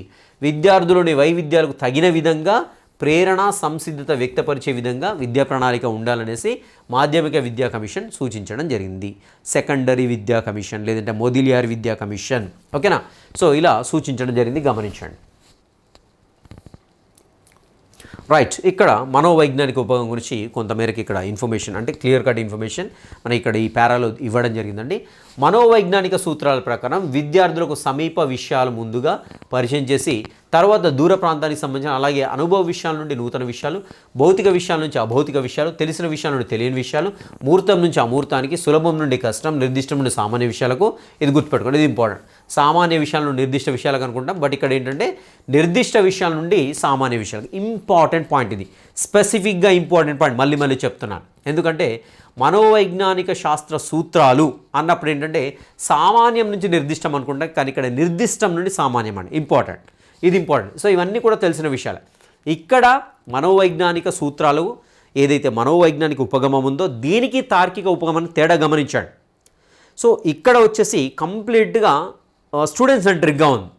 మూర్త నుండి అమూర్త మాత్రమే ఇక్కడ కనపడుతుంది తప్ప అమూర్త నుండి మూర్త అన్నట్లేదు, గమనించండి. అదే తార్కిక ఉపగమంలో అయితే మూర్త నుంచి అమూర్త అయినా కావచ్చు, అమూర్త నుంచి మూర్త అయినా కావచ్చు, తెలిసిన విషయాల నుండి తెలియని విషయాలు కావచ్చు, తెలియని విషయాల నుండి తెలిసిన విషయాలైనా కావచ్చు. ఎక్కడ అంటే తార్కిక ఉపగమంలో. ఇక్కడ మనోవిజ్ఞాన ఉపగమంలో కేవలం తెలిసిన విషయాల నుండి తెలియని విషయాలకే, సరళం నుండి సంక్లిష్టంకే.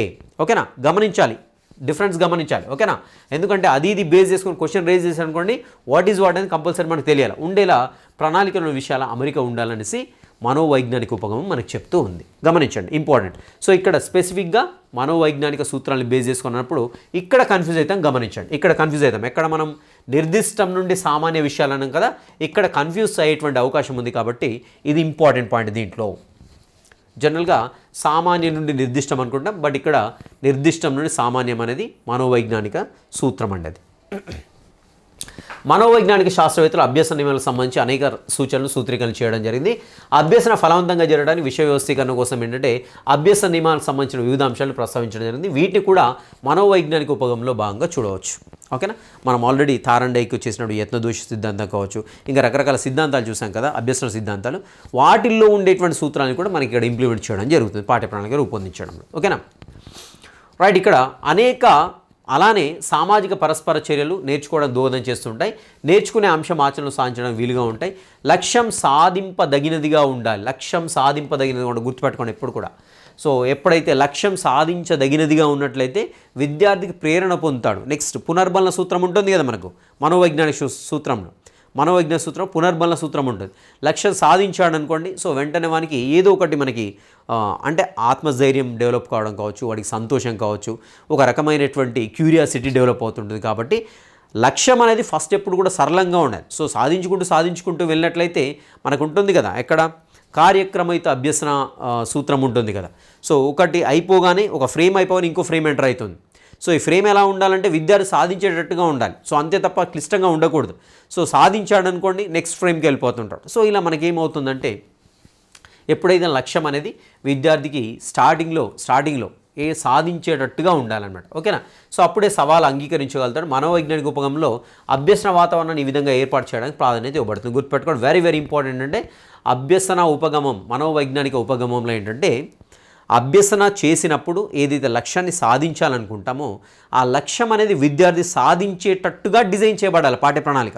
అలా డిజైన్ చేస్తేనే అది సాధించినప్పుడు ఏమవుతుందంటే సింపుల్గా అల్టిమేట్గా ఇంకో అంశాన్ని నేర్చుకోవడానికి ఉత్సాహాన్ని చూపిస్తూ ఉంటాడు. సో ఫస్ట్లోనే బోల్తా పడ్డాడు, లక్ష్యాన్ని సాధించలేదు అనుకోండి, కొంతమంది నిరుత్సాహపడేసి ఇక్కడ నుండి వెనుదిరిగేటువంటి అవకాశం అనేది కనపడుతుంటుంది.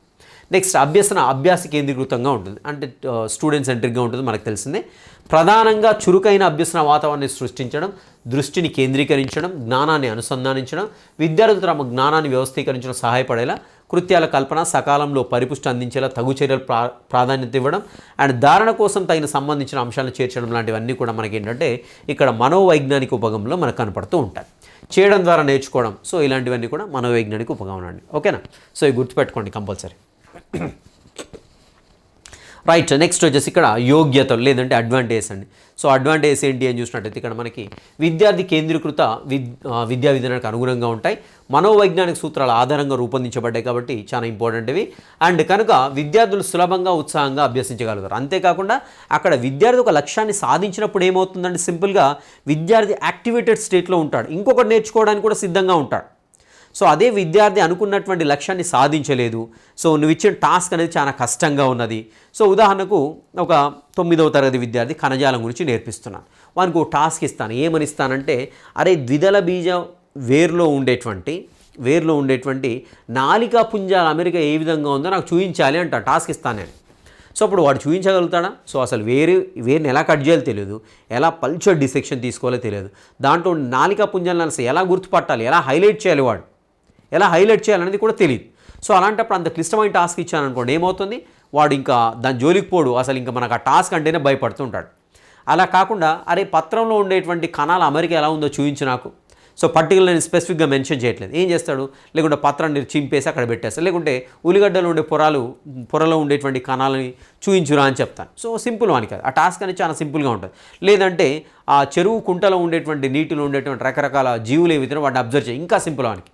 సో సింపుల్గా అక్కడ కుంట దగ్గర కొన్ని నీళ్ళు తీసుకొచ్చి ఒక చుక్క స్లైడ్ మీద వేసి అక్కడ పెట్టేసి చూస్తుంటాడు. చూసినప్పుడు మనకు ఒక కొత్త లోకం కనపడుతుంది దాంట్లో. సో రకరకాల సూక్ష్మజీవులు రకరకాల కలర్లో ఉంటాయి, రకరకాల మూమెంట్స్ ఉంటాయి. సో బ్యూటిఫుల్గా అనిపిస్తుంది అక్కడ. సో అల్టిమేట్గా ఏమవుతుంది, విద్యార్థికి ఇంట్రెస్ట్ వస్తుంది. ఏంటి, ఒక ప్రయోగం అంటే, ఒక సూక్ష్మదర్శనం అంటే, ఒక స్లైడ్ అంటే ఏంటి, ఎలా ఆపరేట్ చేయాలి, ఎలా మేనేజ్ చేసుకోవాలి అనేటువంటి ఇంట్రెస్ట్ క్రియేట్ అవుతుంది. అక్కడ అచీవ్ చేసాం మనం అక్కడ గమ్యాన్ని, అక్కడ ఒక లక్ష్యాన్ని సాధించాం. సో కాబట్టి నెక్స్ట్ ఏదైనా పని చెప్తే వాడు అలాంటి చెప్తే చేయడానికి సిద్ధంగా ఉంటాడు. సో ఇదే మనోవైజ్ఞానిక శాస్త్రానికి బేస్గా ఉన్నటువంటి ప్రిన్సిపల్ అనమాట. ఓకేనా, విద్యార్థులు సులభంగా ఉత్సాహంగా అభ్యసించగలుగుతారు. అవసరాలు సామర్థ్యాన్ని దృష్టిలో తీసుకోవడం వల్ల మానసికంగా అనువైన పద్ధతిగా దీన్ని చెప్పవచ్చు.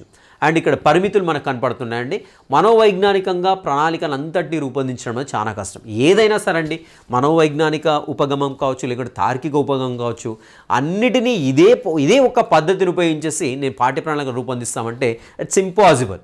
సో అక్కడ ఉండేటువంటి విషయాంశాన్ని బేస్ చేసుకొని మనం ఏ ఉపగమం ద్వారా అయితే పొందుపరుస్తామో పాఠ్య ప్రణాళికని, ఆ ఉపగమం ద్వారా పొందుపరుచుకుంటూ వెళ్ళిపోవచ్చు.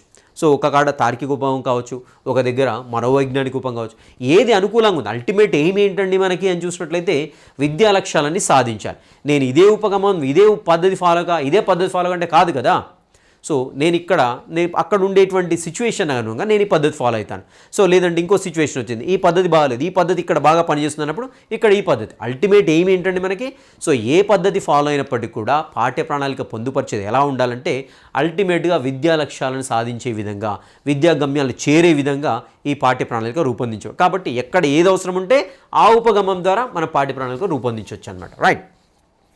సో పరిమితులు ఏంటి అని చూసినట్లయితే మనోవైజ్ఞానిక ప్రణాళికను అంతటిని రూపొందించడం కష్టం. వ్యక్తిగత భేదాలన్నింటినీ కూడా పరిగణలోకి తీసుకోవడం చాలా కష్టమైనటువంటి విషయంగా చెప్పవచ్చు అనమాట. ఓకే, అండ్ నెక్స్ట్ చూసినట్లయితే పాఠ్యాంశాల క్రమాన్ని నిర్ణయించడానికి మనోవైజ్ఞానిక విధానం, తార్కిక విధానం రెండు కూడా ఉపయోగపడతాయి. ఈ రెండు విధానాలు ఒకదానితో కూడా విడిచి ఉండవు. కాబట్టి పాఠ్యాంశాల వ్యవస్థీకరణకు ఈ రెండిటి కలయిక అనేది ఉత్తమమైనది గమనించండి. సో పాఠ్య ప్రణాళికను రూపొందించేటప్పుడు ఎలాంటి ఉపగమాన్ని నువ్వు ఫాలో అవుతావు యాజ్ అ టీచర్ అంటే మనోవైజ్ఞానిక విధానం, అదేవిధంగా తార్కిక విధానం, లేదంటే తార్కిక ఉపగమం అన్న విధానం అన్న ఒకటే, లేదంటే అప్రోచ్ అన్న ఒకటే, లాజికల్ అప్రోచ్ అన్న ఒకటే. సో ఈ రెండిటి కలయిక ద్వారా పాఠ్య ప్రణాళిక రూపొందించడం అనేది ఉత్తమమైనదిగా చెప్తూ ఉన్నారనమాట.